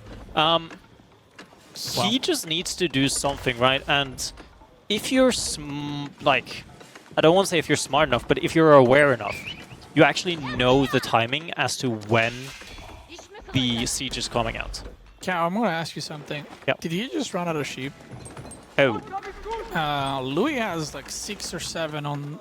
Okay, he has a sheep there still under town. Okay, that is not a lot of food. That is... That looks like a disaster, he has infinite food. Right. That looks like a little bit of a disaster, because I don't know how many units can he continuously produce after this when he ages up. And he's also not fighting against 2 spearmen, right? He's fighting against soon-to-be 4 OTD men-at-arms, the archers. Yeah. So and he's dropped a barracks as well. Yeah, this is not like one of those where you're going to get a few men-at-arms and push back your opponent. These are units that will actually kill your men-at-arm fairly easily. And we see the villager running to the sheep, and look at that. They're oh my god, okay, he just dropped off more sheep. I guess he was hiding them. Oh no, that's the 0 point. It's 0 point. It's 0 point, okay, so he's got 8 more. Wow, the timing. It's like he knows to play Ottoman or something. It's true. Yeah, now he's actually going to be running out of gold as well here, though. Just going to be hopping inside of that ram. I mean, you can't really do the ram hopping anymore, as it was pretty heavily nerfed, to the dismay of everyone but Dragoman. But this ram just kind of needs to sit there, and if you have Golden Cuirass on these man-at-arms, they should just be able to sit underneath this tower, just take a lot of damage, right? He has spent that 50 stone that he got for free to actually upgrade the tower, so they're doing a little bit of extra. But Kiljardi needs to be careful here not to throw away, but he does get 2 villager kills. Could be even more considering how they're standing right now. Archers focusing down the lower one. Full HP on that tower, so idle villagers for a little bit. 4 villagers down, and the ram still dealing damage, and that tower is getting repaired so much. And this timing that Kiljardi has is excellently defended by Loue right now. Ram goes down, army of Kiljardi is dead, but at the same time there's more units coming in, looking to see if... Oh my god, he actually made another ram. Yeah, so I was actually looking, like, where are the reinforcements? Because I see the unit count, you know, he has more units, but he did not straight up reinforce, he actually made another ram. And this is one of the problems when you do these castle rushes with no units. Like, if you lose houses, you actually just have no wood. So now you're just supply capped. He does have men-at-arms, and those men-at-arms have the upgrade, like you said, and they have... Wait, he doesn't have +1 range armor? No, I was gonna say, yeah, like, this is one playing Order of the Dragon, no blacksmith upgrades. Oh, yeah, okay, yeah. And he has mine work, which is, like, super sad, because the upgrades are very, very cheap as well. I mean, to be fair, we got a cheaper blacksmith, or a cheaper siege engineering. True. And right now, he looks like Kiljardi's like, okay, you know, I did a little bit of damage. Let me try to age up. The worker count is equal, but these are OTD workers. And that's a lot of men-at-arms. That's, we got 6 right now for Loue. Mangle is coming out. And yeah, he kind of has to just back off and chill a little bit. Wow, I didn't realize earlier in the attack he didn't have +1 range armor. Yeah, because if he had that, that just helps so much with the tanking and everything. Ooh. From that tower. 0 point. We just heard it. Which one is he going to go for, Cal? I go Imams. I like that. Okay, love that. But yeah, there was actually one thing I actually would have liked to change from Lou's play. Change to Springald. Like, you should have changed to Springald when you see that many man-at-arms. Yeah, the interesting thing is Mangonel is actually not that good against OTD because they have less units. So yeah. Mangonel actually doesn't hit as hard. Like, if you do the spread formation, you're hitting like 1 archer at a time, which is not that great. So Kiljardi needs to try to age up, and I feel like he got caught at a very weird time. No +1 melee armor, which would do really well here against all those men-at-arms. Yeah. The relics are going to be yoinked. Yoink. The wolves are going for it, but you know, they'll be fine. And this is actually kind of what I would like to see earlier on the first initial ram push. It's like 1 or 2 archers just hitting the woodline off Loue. Because you can hit that. And you're actually just spreading it out right now. And like, Loue wouldn't have enough units to actually defend against those spearmen, or sorry, those early archers if they were hitting a woodline. And if that was the case, Loue would have not been in this position he is in right now. He's been in a much worse one as well. Yeah, he's going to age up with that burger. Now, he will, you know, Kiljardi will not die here. These men-at-arms are going to be annoying to deal with, potentially cause some idle time, but he's going to be all right. Now, this is a part where Loue needs to transition to something else, because just making men-at-arms is not, that's not the go-to. Kiljardi does have archer range, so he can make immediately crossbows, and Loue is actually making knights, which already are going to get countered by the crossbows, so this is the part where with Ottoman it's kind of really awkward to play, because do you add military schools now? Do you do second TC? Do you just make mass units with no military school? And he's choosing to go for knights, so we'll see how that one turns out. Yeah, and honestly, like, as of right now, like, it feels really, really weird not seeing a military school, but honestly, I like it quite a lot here, actually, like, seeing this going on right now. It's quite working out. And the timing that he had on his castle wouldn't have worked out if he actually did drop any military schools, right? Yeah, that's part of the rushing, but I feel like the longer you delay military schools, the harder it is to actually make them. But he has a lot of workers on stone. Loue does like 7 right now, and he had a couple of more that ended up going down. This might be a TC, maybe military schools, we'll see. Do you mean make them as in like getting space for it in your build, or justify them? Like justifying it's a them. lot of resources. Yeah, so it's like if you make them now, you're actually just stopping everything else in a way, because Ottoman economy is not good. Yeah. So they're a big investment, but then because you didn't make them earlier, they're gonna take another 5, 6, 7 minutes to pay off. So it's kind of awkward for that reason to actually find where do you actually make them if you do these kinds of castle rushes. And for now, Loue is just going to go... He's just making knights, he's getting the relics, and the Mangnol number is increasing. Yeah, I mean, 2 relics, or 1 in the bag and 1 on the way in the bag. And honestly, I'm a little bit scared for the knights that Loue is actually building, mostly due to the fact that there's a burger on the opponent's side, and it's Order of the Dragon burger. So getting those spearments out for those knights, it's gonna be quite dangerous if it hits at a really bad timing, because if you have like 3-4 knights and you're revealing your hand, and then it's Kiljardi's like, oh yeah, let me just make a spare 2. And it's like completely just wasted resource, it feels like. Yeah, I agree. I mean, Kiljardi should overtake in units a lot as OTD, which is kind of funny because they're the ones that are supposed to have less units. But Louis' food income is 300, no military schools, he's producing siege, but yeah, Kiljardi has discounted units coming from Burger, he has more income with his villagers gathering faster, he killed quite a few workers from Loue, so I feel like this might turn out to be a hard one. If you look at the Louis production tab, I mean, there's 1 crossbow coming, 2. It's like very slow build-up, and then Kiljardi, you know, is making a prelate, is making 2 crossbows, getting the upgrade, so the economy is going to be better for Kiljardi from here on out. Yeah, and that's the thing, right? Loue hasn't gotten any... He hasn't gotten any eco techs either. Like, the first one is getting his survival techniques. And... I mean, there was originally Wheelbarrow on the way, but it cancelled that to get Castle due to the aggression that was shown. And right now, I feel like Loue is in a really weird position. It's a very even game state, but I think both players are like, oh, I'm behind for some reason. Like, I feel like both of them think they're behind. Yeah, I mean, it's a first of all, it's, you know, Basin, it's a map they haven't played as much. Yeah. Second, it's a matchup they haven't played as much. And it's also a situation they probably haven't played as much. So it's like very weird, and they both might end up playing like very passive now because they're like, okay, I'm behind, and they're just gonna sit in their base. But if we look at the unit count, the crossbow number keeps increasing. We have men at arms. Loue has some crossbows going on right now, and the Knight Harass has been pretty good. He's taking another relic, just yoinking it in front of his base, and the wheelbarrow is about to finish, so the bleeding on of the villagers will stop. A little bit. Yeah, it's right now, I mean, a lot of the army value that Loue actually has is in those mangonels, those 3 mangonels. The ranged mass from Kiljardi is not that great either.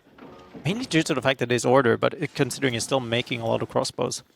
Yeah, and we see second TC from Loue, so the longer this game goes, it is going to be better and better for him. Did he actually end up getting any military schools? Can we take a little peek at his base? I'm not sure, but I don't think there is any. And yeah, Sipahi's switch is going to be really good, right? No spearmen. Well, 1 spearman. H2. So, yeah. I don't think there's any military schools. I think he's just fully producing units, and he doesn't have a lot of economy to produce those units. We saw that he just took the Vizier point for military schools, so I'm assuming with this tower he is attempting to slowly build them up. The Knight Harassment is still going, and Kiljardi has to do something at a point. He's behind on relics, behind on TCs, and his army currently is better if micro properly. So, okay, talk to me. What's their win conditions right now for the 2 players? Well, I would say Kiljardi has to do something now. Whether it's killing a TC or killing a bunch of units, I think he has to commit. For Loue, I feel like he doesn't have to do anything. He can just chill in his base, especially if he throws on military schools. He's just going to scale really, really well. We also have no farms from Kiljardi, right? So this is not like he has a chapel with 20, 30 farms, so he can kind of play on or going Imperial. Although he does have a lot of food, so that could be something he would do. But I feel like a player like, you know, Kiljardi, he plays very aggro. I don't think he's the type of guy to be like, you know what, I'm just gonna throw down Svabia and just boom from there. Yeah, because that's the thing, right? Your step number 1, you want Mindwork, so you don't have the Aachen to actually inspire your villagers. And number 2 is your Order of the Dragon, so you don't have prelates to inspire your villagers. Yeah. I still actually think that one of the things that's very underrated, especially now considering the fact that he's going Mindwork with his army, is Inspired Warriors. Like, yeah, it's does not. he have the tech? Because I see the units are. Oh no, that's the meted arm glowing. Never mind. Yeah, it's the Golden Cross. Yeah. Yeah. Okay. But yeah, like I still think like one of the things that is underexplored with HRE is the Inspired Warriors, and I understand that the reason for it being more used on Art of the Dragon is you have fewer units to actually buff off, and the buff you give them is actually much stronger. Oh, he's just gonna commit fully Oh. to turn. Not a good shot actually. They're shooting at the melee units. The crossbows are cranking, and the Mengos are targeting the crossbows now. He needs to be very careful. And this is kind of the reason why the Mengos are not as good. 4 shots just landed and didn't kill a single crossbow. But Loue has some healing in there. He's got some monks healing. He's got a lot of crossbows, and wow. It's a destruction. I mean, he had to do something, right? And he just didn't end up working out. So good play by Loue. You saw the frustration as well, right? Yeah. Saw the frustration. It was like, saw Kiljardi was up.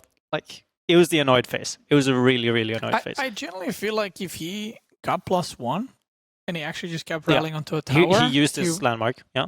Yeah, he would have probably. I'm not gonna say he would have won, but he would have idled gold. And with no gold, what are you gonna make? Yeah, I think so. Like, if he had +1 range defense and he had like 1 or 2 units just hitting the woodline at the same time, yeah, Loue just did not have enough to defend that. He would have maybe, I mean, especially considering the way he was hopping out of the tower, repairing, torching, attacking, all that kind of stuff, moving, pulling villagers back. It's so micro intense.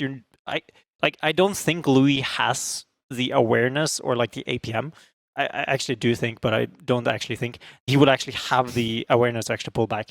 So I actually talked to some AOE2 guys, and again, like whenever I talk to AOE2 casters and players, they're always interested in AOE4, like how's it going and stuff like that. And a couple of the players said, like once the tournament is done, they're gonna try AOE4 again, just play it a little bit.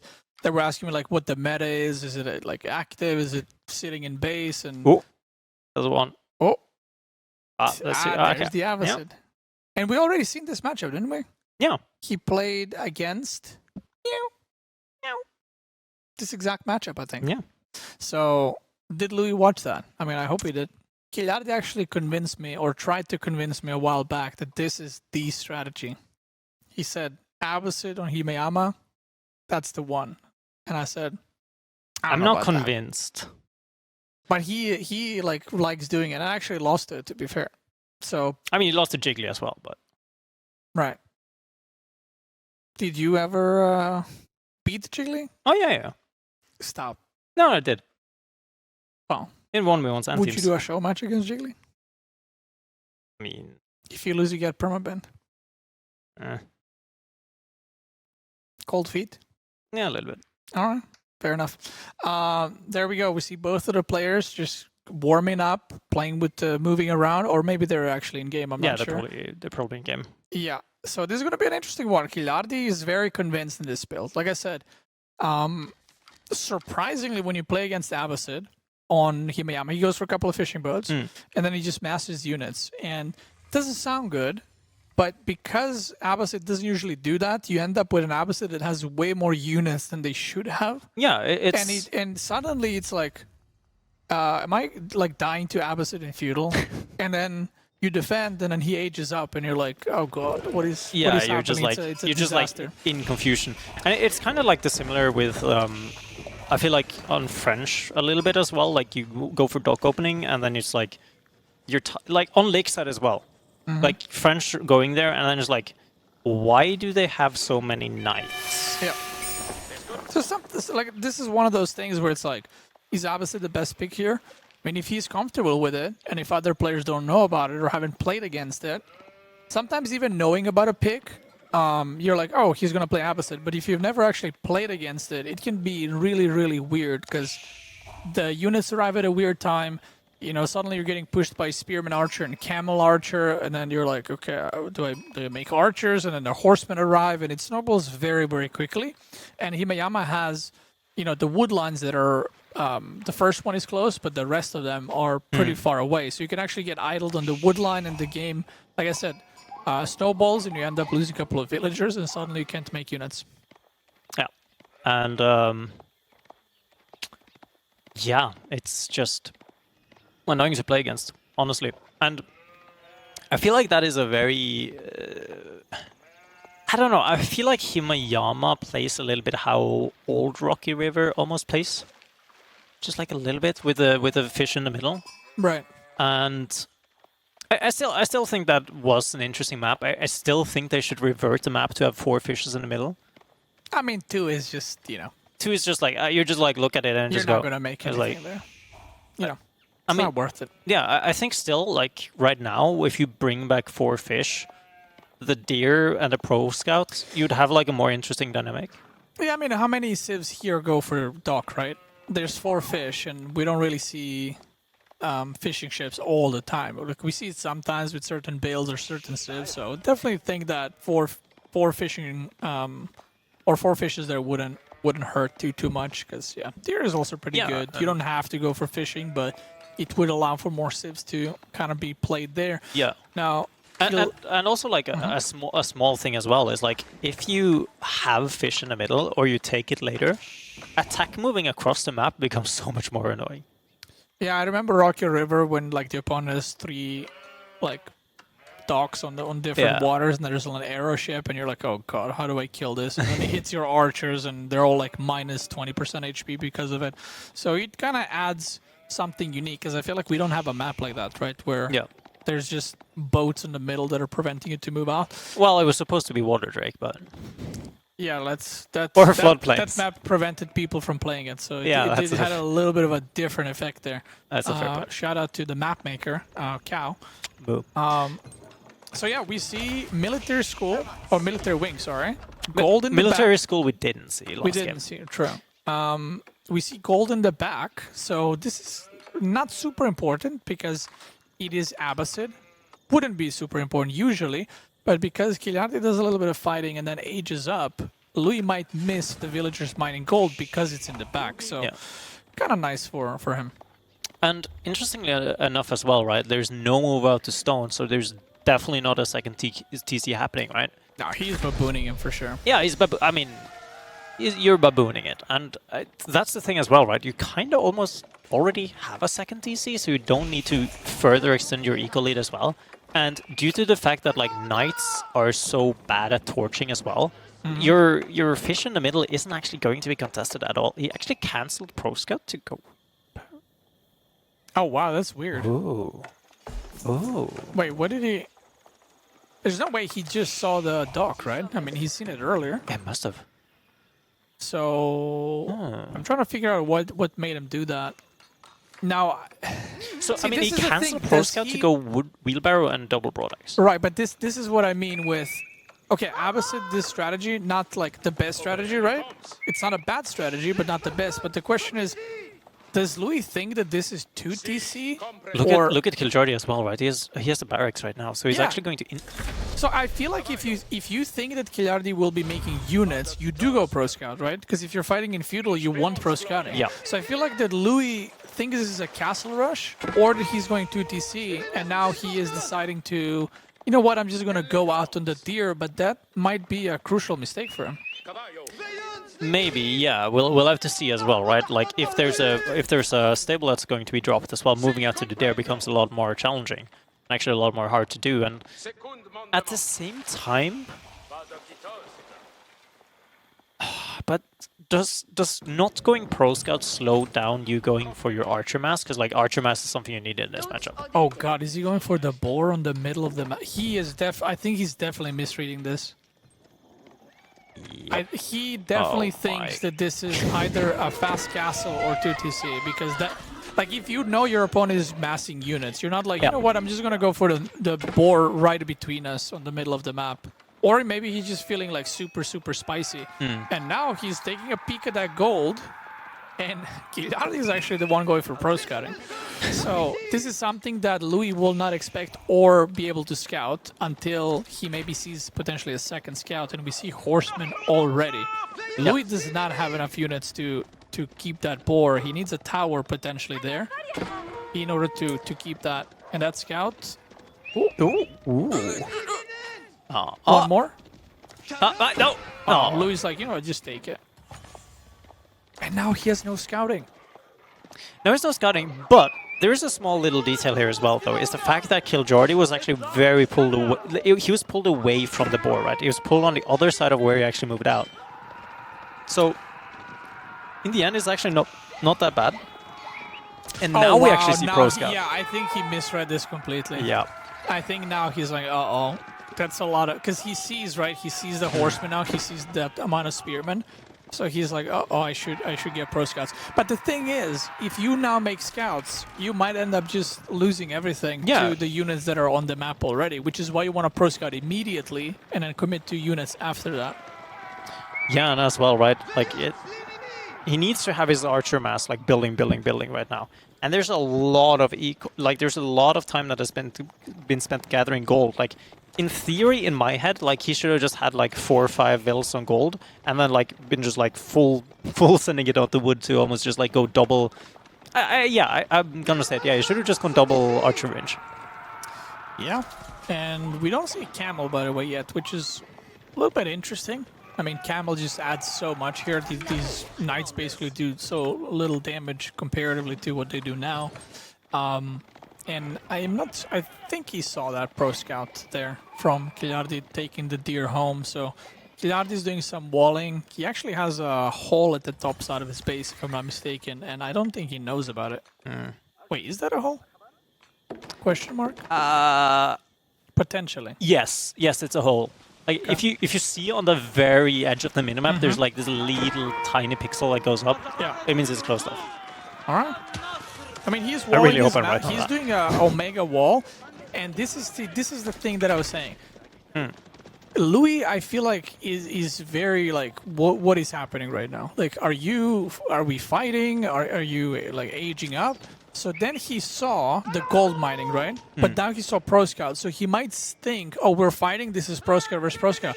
But Kiljardi is actually about to age up to castle. And if you haven't played against this, it's a timing that you have not experienced before. Yep. So this might turn out very, very weird for Loue, but the good thing is he's making units, so he can definitely put pressure on his opponent. Yeah, and here again, right, we see like the torching ability of... Oh, that arrow. Yeah, again, we see the torching abilities of knights come into a great showcase for their lack of it. Right.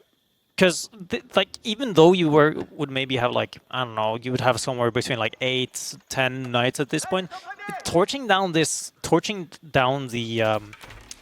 dock is just, like, not an option. It's kind of just a waste, right? Because, first of all, they're slow at it.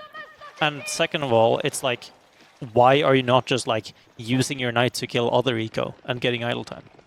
Yeah, exactly. It's a bait. It just has too much health, and then you get it down to 50%, and aero ship comes out, and you're like, oh, okay. I'm not gonna fight that.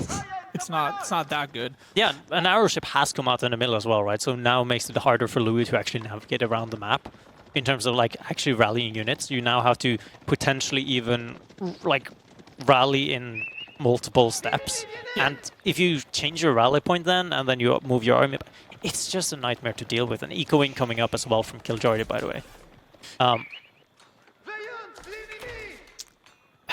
No boot camp.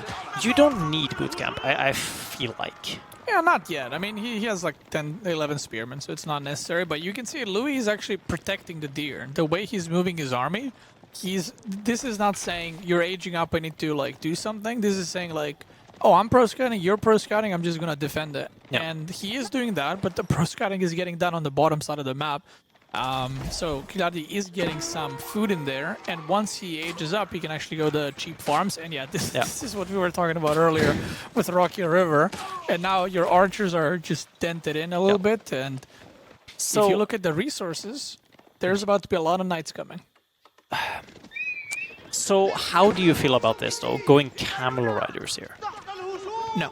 No? Because of archers. Because of archers. You have to go pure lancer right now as Kiljardi, and if you look at the resources, that's the... Yeah, there we go. Yep. So you have to do it just because of the amount of archers. But at least one camel rider. Nah, you don't need it yet. Yeah. Like, if this was no archer, like sometimes JD players go for like pure knight, you definitely queue up like 4 camel riders here and just kind of send that across the map. But yeah, this is a bit of a weird one, and I think Kiljardi definitely has way more experience in this game than Loue does. So Loue is now trying to break through, and try to do some damage. You can see the archers already ran home, and he is probably expecting knights, you know. He's not going to be like, oh, golems are coming. That wouldn't make much sense. So he either knows this is going to be knights or crossbows or something like that. But whenever you play against something that's weird, you don't have muscle memory of like what's going to happen next. Like, what is the next step? So he doesn't know if there's going to be another TC now. Like, is there another TC? Is that the transition? Is he going to get the relics? Is he going to just keep making knights? So again, Kiljardi is probably feeling pretty comfortable. Like, okay, I know what I'm doing. I know what's going on, where I am in the game, and that's a pretty good advantage to have. Perfect. Yeah, no, it's a very big question. Like, even though I'm perfectly like, I'm looking at this and I'm going, okay, cool, you're edging up. It's like, okay, but what do I actually make as JD here? I feel like the natural answer to this, the way you're looking at this, is like you go spare crossbow. I feel like I said this too much today, but French going spare crossbow is like such a waste. Yeah, but see, that's the thing. Usually Avacid at this point in the game would be on 2TC, and they would be going Golem crossbow. Yep. Right? He's not going either of those. He's actually going Knight Spearman. And like you said, as JD, like, what do you make? Okay, he's going to make crossbows, but there's Mass Spearman. Mass Spearman will kill knights and crossbows. So you kind of want to still keep making archers, and the amount of knights that Kiljardi is going to have is putting JD on the defensive, which is not where you want to be. Yeah, and also, like, this is actually really, really good for Kiljardi as well. I didn't actually think about it. The comp is going right now. You don't have a good choice when it comes to the companions. Like, level 3 right now is like, okay, you go for the companions, and it's like, yeah, it's kind of shit because you're against, like, full knights. And then you would be like, okay, yeah, but, like, my horseman is not going to do anything against anyone. That's a bit of a wild engage from Kiljardi. Yeah, this feels like... He just kind of ran it down. I mean, do we report him for feeding at this point? I mean, I know he's a Dota player, so it makes sense. Yeah, he kind of just ran it. I mean, I see what he was trying to... He was trying to, like, attack before the upgrades finished, yeah. But he kind of didn't end up breaching that, and he just ended up losing a couple of units. But yeah, he's still all right. It's not... Nothing's over, nothing's done. I think he's now on the stone, so he's going to look for that second town center slowly. Yeah, and now we're just kind of throwing away units there, though. Upgraded Spearman just going to go down to nothing. And yeah, Arbitria coming in as well now. I'm not sure if they should be getting upgraded. That's a very cheeky... Yeah, he's like, I need... I mean, that would be a good hunting cabin. He's like, yeah, he's like, I want that wood over there. That's what I mean, it's if he gets scouted, it's pretty unfortunate, but, you know, he's going to go for it. And we see that Loue is continuing to make knights. He really needs a camel, though. Yep. Like, any type camel, just make any. And good. And this is also the point, like, if you go camel riders, Arbitria don't actually have bonus damage against them. Right. Yeah, camel riders are super tanky, except against archers and spearmen. Yeah. So I actually would not mind. I mean, your eco is practically set up for it. Like, obviously, it requires food, wood, and gold, so it's a little bit different. But it's a great all-around comp. Like, if you're able to wipe the archer mass, I would actually almost expect to immediately see a transition into those camel riders. Nice charge here, actually. Still going to be getting away a little bit, though, and JD is soon to be level 3. Yeah, almost there, but... You know, it's not. It's going to be a good little buff for her, right? But it's not going to change the outcome of the game because we're past that point where she can just mow down half the army. Yeah. There is a second town center. Now he has another 307 stone, which actually he can throw down another TC if he wanted to, or like he might use it for some towers. Now, JD economy is not the greatest at this point because he will be running out of food in, you know, let's say 5 to 10 minutes, so he needs to go farms. But because Kiljardi is eco-wing, he can actually transition to farms a lot easier. Yeah, and like the great thing about, and like the great and weird thing, which is really, really weird, I can never get over it when playing JD, it's like suddenly you have more villagers on gold and you're still floating. Yeah. It's like the eco, like the consecration is really good. It's a really nice hidden eco upgrade, and it actually does reveal quite well like what unit you're going to be making. But yeah, like I wouldn't be surprised if there's a third TC coming out from Kiljardi. remember as well, right? Like there is fresh foodstuffs, cheaper villagers, all this kind of stuff. Could we actually check if Loue has consecrated his TC? He has. He only has 4 production buildings. I mean, yeah, it's a bit deceiving with JD economy, right? Because, like you said, the units are cheaper, but you have same worker count. But that's actually pretty good for you, right? Because you're just going to be able to produce quite a bit more. And we see actually Kiljardi killed 0 workers this game. So Loue defending that perfectly, even though he's getting harassed left and right. The relic count is 1-1, and there is another TC. Now, if this was the meta, right? So if the Abbasid played like this, Loue would have just gone in right now. Yeah, I mean, as French, you know how to handle 3 TC Abbasid. You just make knights and go in. Yeah, so he would just go in right now. But because this is a weird one and he's facing knights, I don't even know if he's aware that there's a crossbow transition coming at all, because we do see actually he's producing Jean's riders. He is. Which is, wow. And this is the famous, oh, right, yeah, JD can capture sacred sites. Yeah, which is actually, I was going to say, he's not making horsemen for crossbows, but he is making even better thing than a horseman. So if this was a meta, he would be pushing 100% now. But you can see him kind of sitting back, and people might be wondering, why is he not going for it? Like, what is he waiting for?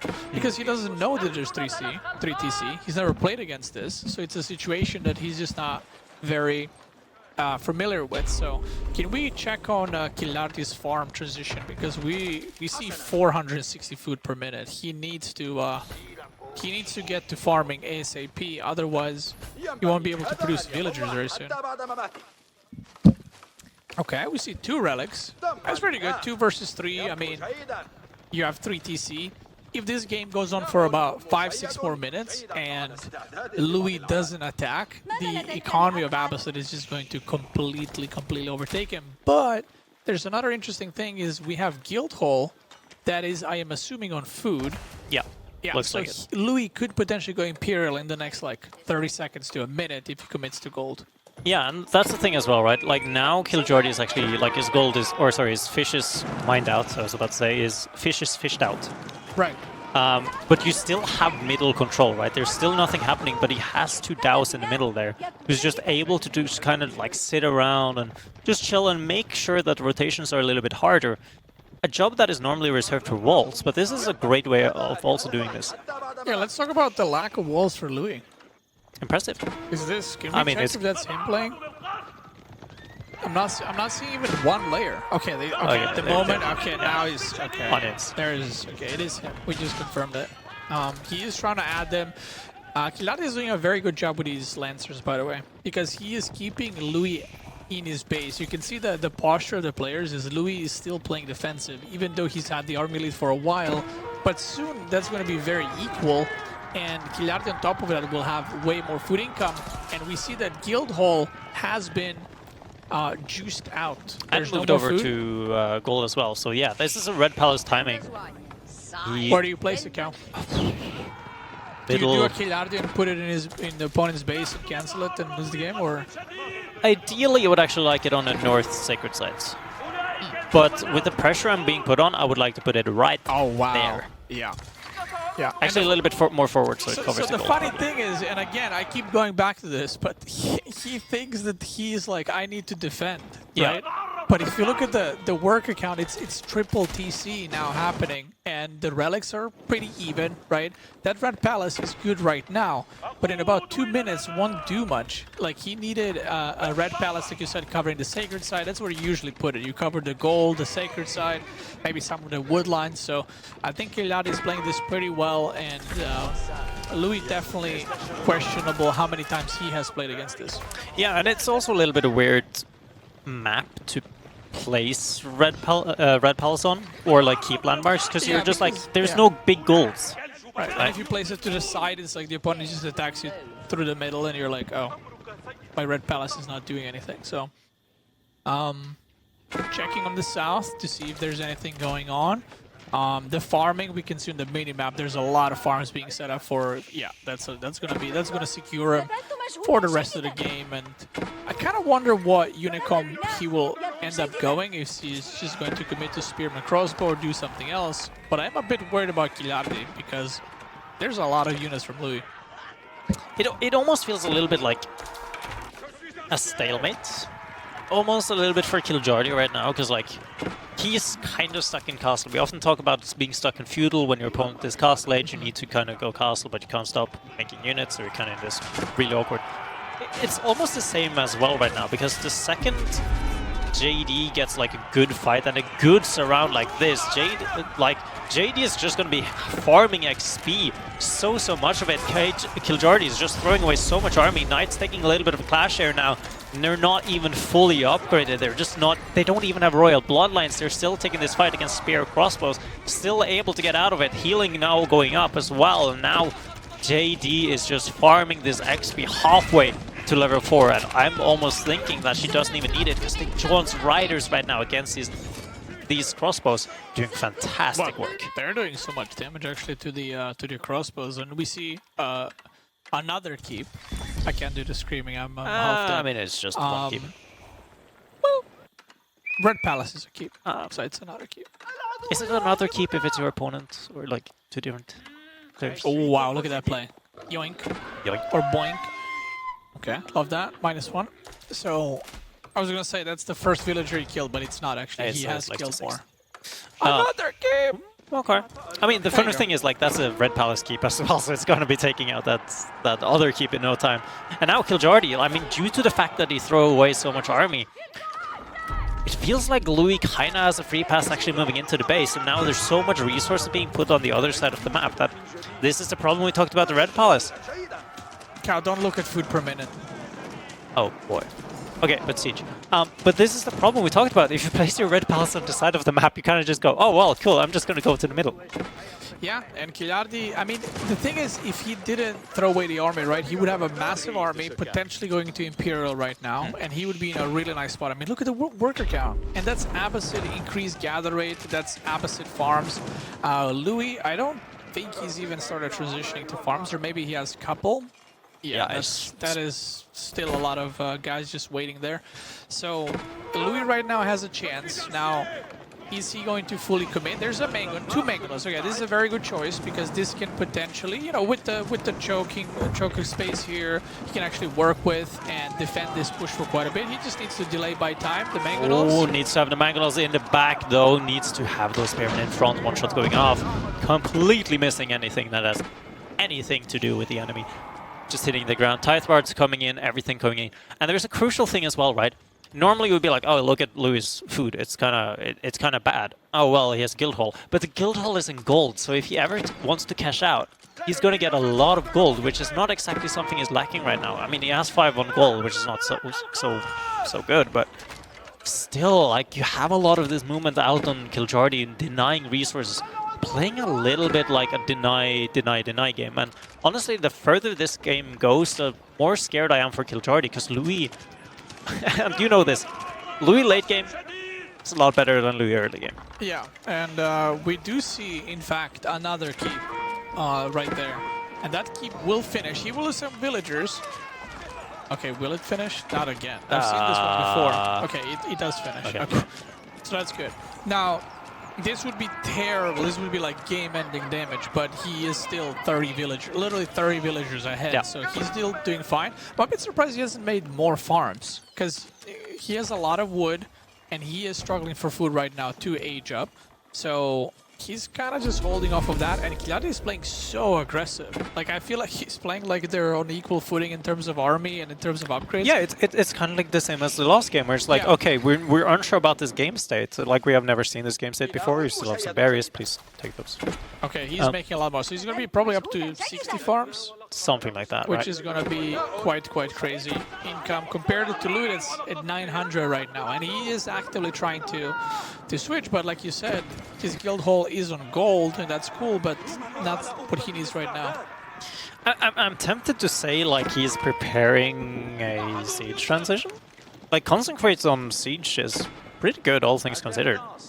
Yeah, I mean, he could do that for sure. University, do we have any upgrades in university yet? I don't. I mean, I should have.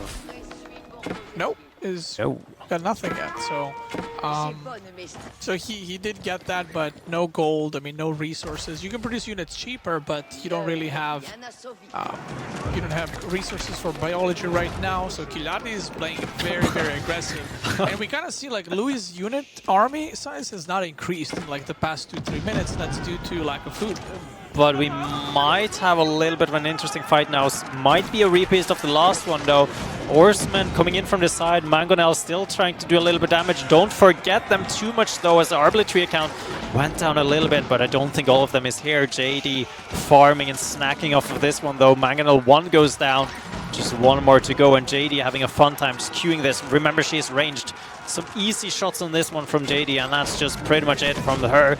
That is it. Level 4 gonna be almost in, but a good fight for Kiljardi, and this is a really good time, it feels like, for him to actually be aging up. He needs to click that age up button very shortly. Look at that though. 4,400 wood in a bank, almost floating up to 5,000 wood, and he's just reinvesting more into units. Yeah, so this looks like a bad fight for Kiljardi, but because his eco is way, way better, obviously you don't want to lose a fight, right? But because his eco is way, way better, he can remax here quite a bit. Now, what I would love to see, he's transitioning into full Gulam, which is... There's 24 crossbows. What I would love to see is actually just spearmen, horsemen, and just send them everywhere. Just send like 20 units on the top, 20 through the middle, 20 on the bottom, because his food income is what's gonna be very impactful here, not his gold income. So you kind of don't want to eat up your gold as you're trying to age up, because you need to get a lot of good upgrades. But I think the momentum that Kiljardi has, and just the amount of units he's able to produce, like when you're killing keeps with red that have red palace upgrade with spearmen, that's a decent position to be in. Yeah, and that's the thing as well, right? Like you're saying, spearmen, horsemen, and, well, gotta remember, like, Abbasid, with their income bonuses, with all of their eco upgrades, they're just like the king of trash, right? Yeah. Like, you can afford that so easily. The farms are cheaper, you're gathering the farms pretty quickly as well, right? He has the farm upgrade in the House of Wisdom, and he should be doing what Loue is doing in River. Like, he should be... The cards should be flipped right now. Right. Yeah, he's bleeding a little bit too many units here. Now, that was idle 15 workers the whole time there, and if we look at the food count, he needs... Potentially, can we check on how many barracks he has? Because he has 2,000 food and he's perma-producing units, but I feel like he doesn't maybe have enough production. Oh, those stables are idle herds. Yeah. He could be printing horses right there. Okay, there's more barracks coming out. He's got a lot of upgrades. Press F1. The Formula 1. There's more barracks, and again, Loue 1k food. Remember 3 minutes ago said he has 900? He has 1k now. Yeah. That is not a very big increase. So I think Loue is winning all the battles, and if you look at the destruction value, it's soon to be double. Yeah. So Kiljardi just needs to trade a tiny bit better, and he will be able to just outmass Loue completely. Yeah, and this is the thing as well, right? Guildhall was popped. I think it was about 1,800. Biology went through. Incendiary arrows is coming as well now. So, you know, imp upgrades is going to be coming out pretty quickly, and Culture Wing was the choice for Kiljardi. I don't think he has time to actually get Preservation of Knowledge before, like... No, you gotta send it here. Yeah. Like, you don't have time to. I mean, he should get it. You should still get it, right? To wait for that, and that is, if you look at the army count, Loue has more than half of his army is just ranged units, and we still do not see any horsemen on the map. So this is one of those things where, you know, Kiljardi knows you're supposed to make them, but you get sort of caught up in the moment. You know, the game is going on. You don't have a moment to think. You're just massing units as much as you possibly can, and you can see he cannot spend his food. He has so much food, he's almost capped. An opponent is in his base. So every trade that goes from here, even if Kiljardi trades 1 unit for 3, or 3 of his own units for 1, he will still be winning the game. So he just needs to continue fighting as much as he possibly can, and try to take good fights as best as he can. Yeah, it's still pretty decent, all things considered, right? Like, you can just throw spearmen into crossbows, you know. Will eventually something will happen. The problem is they're Arbitria, right? So they have that +5 armor as long as he has gotten that upgrade. But in the back here, though, Kiljardi is doing quite a lot of damage. Like, eco count I mean, looking pretty solid so far. Like, Loue, I don't think he has dropped a second TC still, so any villager that's happening, or any villager kill that is happening right now is still pretty good, but now Bombard's coming in as well, and look at this, though.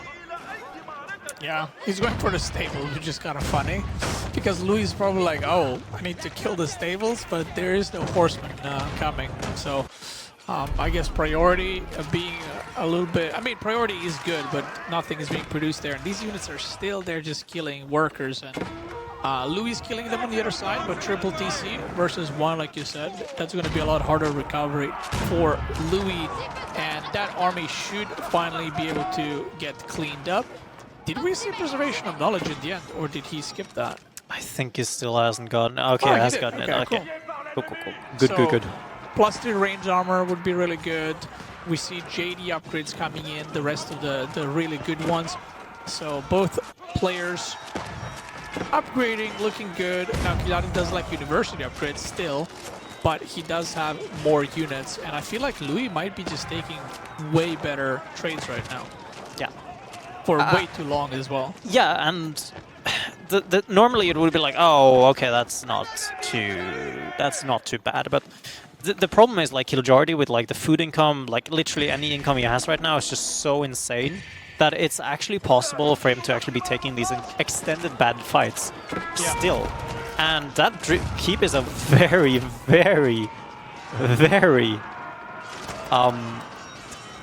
yeah, sure, that's a very hopeful keep, but he's actually able to push this back, though, as Gulam's actually being able to kind of actually able to deal with this, but now the Archer Mass coming in as well, so, and Horsemen going back on the Arbitria as well, and the crossbows, these are not Arbitria, they're just normal crossbows, so fighting with these Horsemen, actually, yeah, they're Horsemen. I was confused there for a second if they were actually John Riders, but they're not, and these fights, they're looking scrappy, but still, they can sustain it, both of them at this point. I mean, Louis, not so much, but... You know what's funny? He keeps making crossbows, but there hasn't been any armored units for a while. It's been Jean's Riders, Horsemen, Archers, and Crossbows, so he's kind of been stuck making the wrong unit type for a while now, and... Yeah, I don't know about that. He's gonna try, though. Wait, is he trying to mine the stone in Louis' base? Yep, he is. That is... Okay, he's gonna go there. Yeah. that was what he was trying to get to. Yeah, I mean, he's just stuck on Gulams right now. And like I said, Mass Gulams is actually really good. And it takes quite a bit of micring to defeat, but if the Horseman switch does not come, even with the massive eco advantage, Louis is also catching up slowly. It will not matter in the end. And that's the thing as well now, just hiding back, just... At least the nice thing is you can't feed JD anymore. That's true, she'd be level 7 right now. And yeah, he's still going on the crossbows, making more Gulams now. Louis is adding some siege, and I mean, you gotta give it to him, he's had way worse economy for a very, very long time, and he's managing to kind of hold on. Kiljardi loves his Gulams, he's gonna go for a couple of more, but we might be seeing the beginning of the end here. I think so too. I mean, the keep is in a really nice position. It's a lot of open space around it to actually be able to be getting some farm placements here as well. Now siege upgrades, adjustable crossbows has already come through, so it's already there. And you know, honestly, at this point, like sprinkled mangonels, you kind of just kill everything, and we're at that game state where it's, or well, the eco state for Kiljardi, where it's like. You know what's funny? If he went like, Archer, that would be really good. Yeah. Like Abbasid Archers, but the reason he's going Archers not because he's like, you know what, I should go Archers. I think he's out of gold. Yeah, he's out of gold. Like, there's no... Can we check on the top sacred side? There's some workers mining something. There's no more gold on the map. Yep. There's no more gold on the map, so actually I think there's maybe one gold vein in the south there. Yeah, nope. He did not get his upgrades for the archers, so he would have to actually sell food. Yeah, you see the market, and he's probably going to sell food and try to get some of those upgrades as well. So, yeah, I think it's funny because I think Spearman, Gulam, Archer would have done really, really well there. I think the crossbows were such a gold sink for and just resource sink for so long, just not countering anything. And Louis is now coming in, butchering the villagers on the food, and it looks like it is going to be a 3-1. Yeah, this is one of like the weakest states for Kiljardi. You can see him shaking his head. He's not that happy. He knows that when these games go into just mass raids everywhere, he does not have the APM. He doesn't have the multitasking skills. He says this himself. He's just not able to actually be able to handle these, and he's able to get into that position. And there is not, unfortunately, just no way to actually get out of this as well. The farms are being idled out, and Loue has finally been able to make a little bit of a farm position. He's actually almost up to 2k food a minute. Siege together, Kiljardi tapping out, Loue. It's GG. A 3-1. 3-1. Well played by Loue. I feel like Kiljardi could have won that. As crazy as it is, that was a lot closer than I thought it would be. So Loue is probably going to be happy with that win. You know, win is a win. Doesn't matter how you get there. But yeah, I'm a bit surprised. I definitely think that Kiljardi had a really good fighting chance, not to only like make it 3-2, but actually win the series. And losing sucks, right? But at the same time, you can look at that and be like, you know what, that was pretty close. I could have taken that. All right, so we're gonna have actually something very exciting here. We're gonna be having a first of an interview with Loue MT, and I really hope the tech actually works now, because we actually have a translator. Some of you might know her.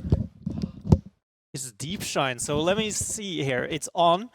Manias, you need to unmute the 2 channels, 3 or 4. I'm not sure which one it is. And then you need to turn up the volume.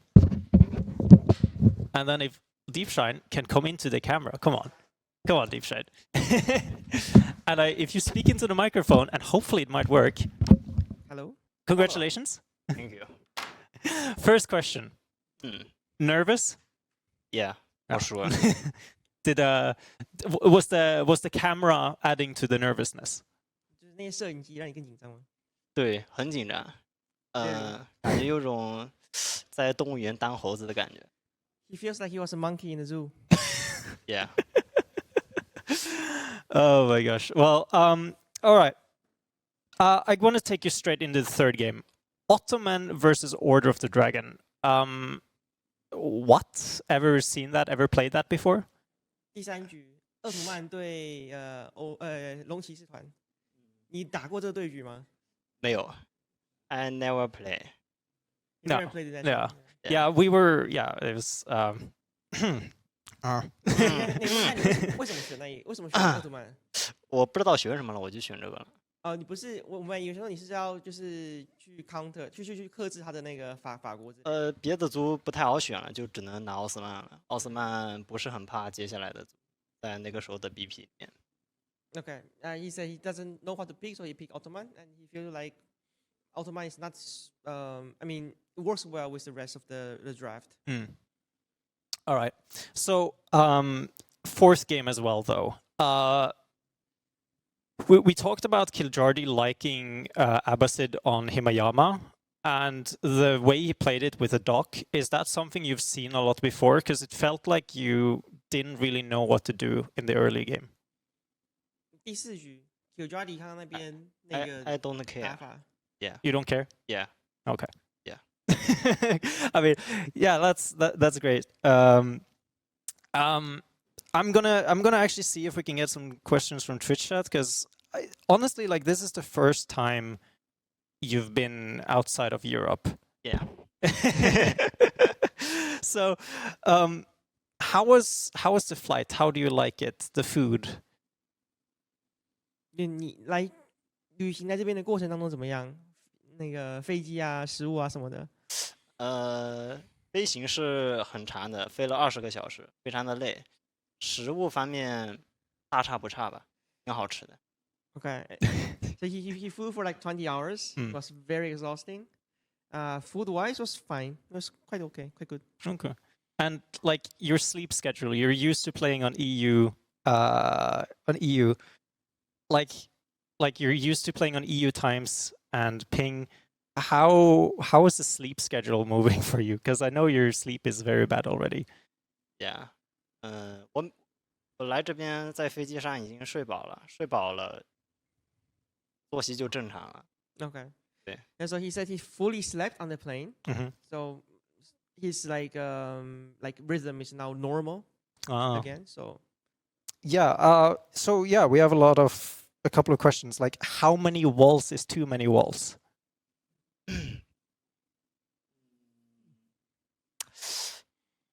他是问我拉墙嘛？这就是要拉怎样拉墙才是拉太多墙？有这种东西吗？在时代太早的时候，像2本没有出兵，你就直接去拉墙，而且不侦查，这种没有侦查的拉墙是我觉得不太好的，要侦查完，确定完情况再拉墙。 Okay, so he's saying that you should not war in H2 without scouting, without map control. You should always check before you do it. That's a very, very bad thing to do if you just war blindly. A very serious answer. Yeah, okay. Yeah. And do you feel like you can finally like show your true self now that you have no ping, like you're playing on LAN? Yeah，没有延迟太舒服。 Okay, it's so comfortable to play without that. Oh, yeah, yeah. So, let me see. What is your favorite color? Favorite color purple。 Purple. Yeah. Okay. Sure. Who are you looking forward to seeing in the semifinals from the other group? Demu, Beasty, Baltune, Voldemar. Yeah. 这四个， I wanna see 你想对上谁？在4强的时候 Demo。 ，Demo? Yeah. Okay, he wants to play Demo. Just because of his hair? No. Okay. No. Because he's a good player? Yeah. Okay. 因为we can。 All right. But we are nearing the end. I'll do one last question. The DLC. Excited? Yeah, for sure. For sure. You All right. Thank you guys so much. We will be back tomorrow and we'll see you then.